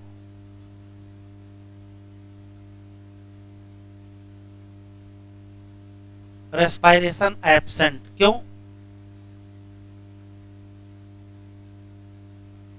रिविस्को not oxygenase activity, CO2 not reduce for rubisco. CO2 कभी घटता नहीं है, क्यों? CO2 produce bundle sheath cell by, किस घटना से?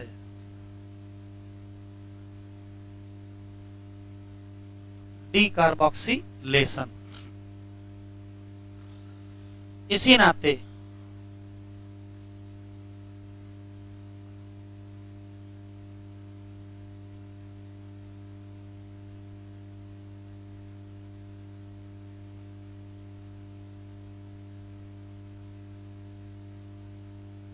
High CO2 fixation, high productivity. बताओ, फोटोसिंथेसिस पर ऑक्सीजन का कोई असर पड़ेगा कि नहीं? नहीं पड़ेगा। यहां कहां असर पड़ रहा है? C3 में असर पड़ रहा है। वहां O2 बढ़ाओगे तुरंत फोटोसिंथेसिस घट जाएगी। यहां असर नहीं पड़ता है क्योंकि उसके सामने CO2 कभी कम पड़ता ही नहीं।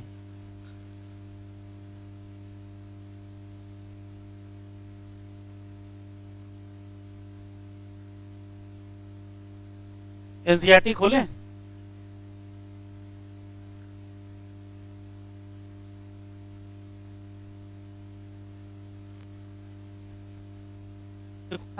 कैसी एनसीईआरटी में खिचड़ी बनाई गई है। पूरा प्रयास किया गया है कि आपको समझ में ना आए कि लिखा क्या है यहाँ। Let us try to understand one more process to create an important difference between C3 and C4। नाम क्या है? Photorespiration. To understand photorespiration हमको फिर से पढ़ना पड़ेगा क्या? First step of Calvin pathway. और फर्स्ट स्टेप कौन सा है? CO2 fixation. This is the reaction where RUBP किससे जुड़ता है? To form 2 molecule of 3PGA। और एंजाइम कौन सा? रुबिस्को। RUBP लिखा, CO2 लिखा, रुबिस्को लिखा, 2 PGA बन गए। Rubisco is the most abundant enzyme in the world. कह रहा है, डू यू वंडर, क्या आपको आश्चर्य हुआ? कह दो नहीं। जब हुए नहीं तो बात ही खत्म। Characterize by the fact that, इसका जो एक्टिव साइट है वो बाइंड करेगा किससे? और O2। इसी नाते इसका नाम क्या पड़ा? इसका नाम रुबिस्को पड़ा, वरना से या तो C पे रुक जाते या तो O पे रुक जाते। Can you think how this could be possible? तो rubisco has much greater affinity for CO2। When, देखो लिखा है स्पष्ट, CO2 O2 रेशियो कितना हो, बराबर हो। तो अगर बराबर होगा तो एफिनिटी किससे ज्यादा रहेगी, CO2 से ही ज्यादा रहेगी। और अगर CO2 ज्यादा है तो भी CO2 से रहेगी। Imagine what would happen if this were not, ऐसा ना हो तो बाइंडिंग क्या है, कॉम्पिटिटिव है। ये एक लाइन बढ़ा लीजिएगा अपने बुक में, कॉम्पिटिटिव है, मतलब O2 का और CO2 कंपटीशन चल रहा है। ये रिलेटिव कंसंट्रेशन है किसकी, O2 और CO2 की, वही तय करेगी कि दोनों में से कौन एंजाइम से बाइंड करेगा। चलो, इन C3 प्लांट तुरंत कुछ न कुछ ऑक्सीजन किससे बाइंड कर जाएगी, तो CO2 का फिक्सेशन बताओ बढ़ेगा कि घटेगा। भाई रुबिस्को अगर कुछ भी O2 से उलझ गया तो उतने CO2 से कम आएगा, CO2 फिक्सेशन घट जाएगा। बहुत इंपॉर्टेंट।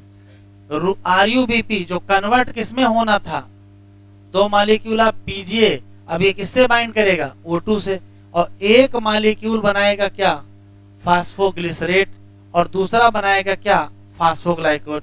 तो ये 2 कार्बन का, तो ये 3।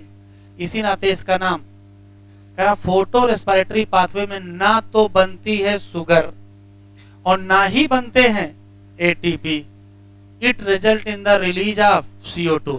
ऑक्सीजन यूज करेंगे और CO2 रिलीज करेंगे और यूटिलाइज कर लेंगे क्या, ATP। कह रहा इन फोटो रेस्पिरेटरी पाथवे कोई सिंथेसिस नहीं हो रही, ना तो ATP की ना तो NADP। तो कह रहा क्या इसका वास्तव में काम है, अभी तक पता नहीं है। चलो नहीं पता तो कोई बात नहीं। C4 प्लांट में फोटो रेस्पिरेशन नहीं होता है, क्यों, क्योंकि देखो लिखा है बिकॉज इनके पास एक मैकेनिज्म है, इनके पास एक मैकेनिज्म है जो इंक्रीज करेगी क्या, CO2 कंसंट्रेशन कहां, एंजाइम पर। ऐसा कैसे होगा, तो पहले से पता, C4 एसिड जो मीजोफिल में बना था वो टूटा था कहां, बंडल सीध सेल, रिलीज किया था CO2, इससे बढ़ जाएगी क्या, CO2। अब जब बढ़ जाएगी कंसंट्रेशन ऑफ CO2 तो क्या ऑक्सीजनेज एक्टिविटी होगी, नहीं होगी।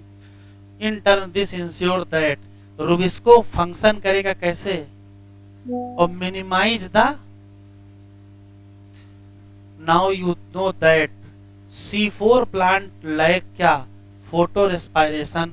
You probably can understand why productivity and yield are better in C4 plant. In addition these plant show, इनका टॉलरेंस है क्या, high temperature. Based on the above, ये तो टेबल दी है, टेबल हम लोग अगले लेक्चर भर लेंगे, उसमें कोई दिक्कत नहीं। एक लाइन छूटी जा रही थी, एक लाइन केवल। ये बताओ फोटो रेस्पिरेशन किस सेल ऑर्गेनेल में होता है,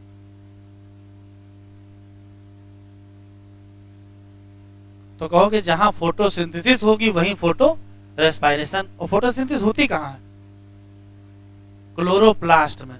कहां होती है, क्लोरोप्लास्ट में। तो फोटो रेस्पिरेशन कहां होगा, रेस्पिरेशन तो होता है माइटोकॉन्ड्रिया में, फोटोसिंथेसिस क्लोरोप्लास्ट में। तो फोटो रेस्पिरेशन कहां, बीच में करा दिया जाए है? फोटो रेस्पिरेशन में 3 ऑर्गेनेल इन्वॉल्व हैं। सबसे पहले क्लोरोप्लास्ट, फिर पैराक्सीसोम, फिर माइटोकॉन्ड्रिया। एक लाइन जरा लिख लो, एक लाइन कॉपी में। Photorespiration takes place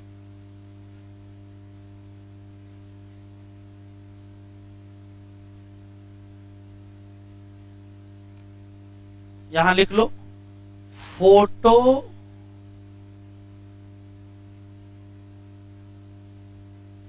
respiration takes place in. तो सबसे पहले होता है क्लोरोप्लास्ट, फिर होता है पैराक्सीसोम, और फिर होता है, यही आर्डर है, इसी क्रम में होता है। पहले काम कहां होगा, क्लोरोप्लास्ट में, फिर पैराक्सीसोम में, और फिर माइटोकॉन्ड्रिया में। एक लेक्चर से भी कम रह गया है, केवल फैक्टर रह गए हैं, ठीक है। फैक्टर में 2 लेक्चर कैसे लग जाएंगे भाई, एक भी नहीं लगने वाला है। टेबल केवल भरना है, तो सुनो होमवर्क है, टेबल को पेंसिल से भर के आइएगा, पेंसिल से भर के आइएगा और फिर हम आपके सामने भरेंगे। अगर आपका और हमारा मैच कर गया तो आपको समझ में आया है, और नहीं मैच किया है तो आपको फिर से पढ़ना है। ठीक है, 1 मिनट और रुक जाओ। हाँ ले लेना, आ जाओ भाई। इनकी है रैंक जुनैद अहमद की, आ जाओ भाई, ताली तो बजा ही दो। तो जो लोग टॉप 3 में आएंगे उनको ये 3 पॉइंटर मिलेगी। ठीक है बेटा, हाँ आ जाओ भाई। अमित मौर्य, इनकी रैंक है, अमित मौर्य की 3rd रैंक है। हाँ 3rd, चलो भाई ताली तो बताओ। हाँ हाँ हाँ ठीक है, चलो 4th रैंक, 4th रैंक है प्रियांशी मिश्रा। कोई है कोई नहीं है।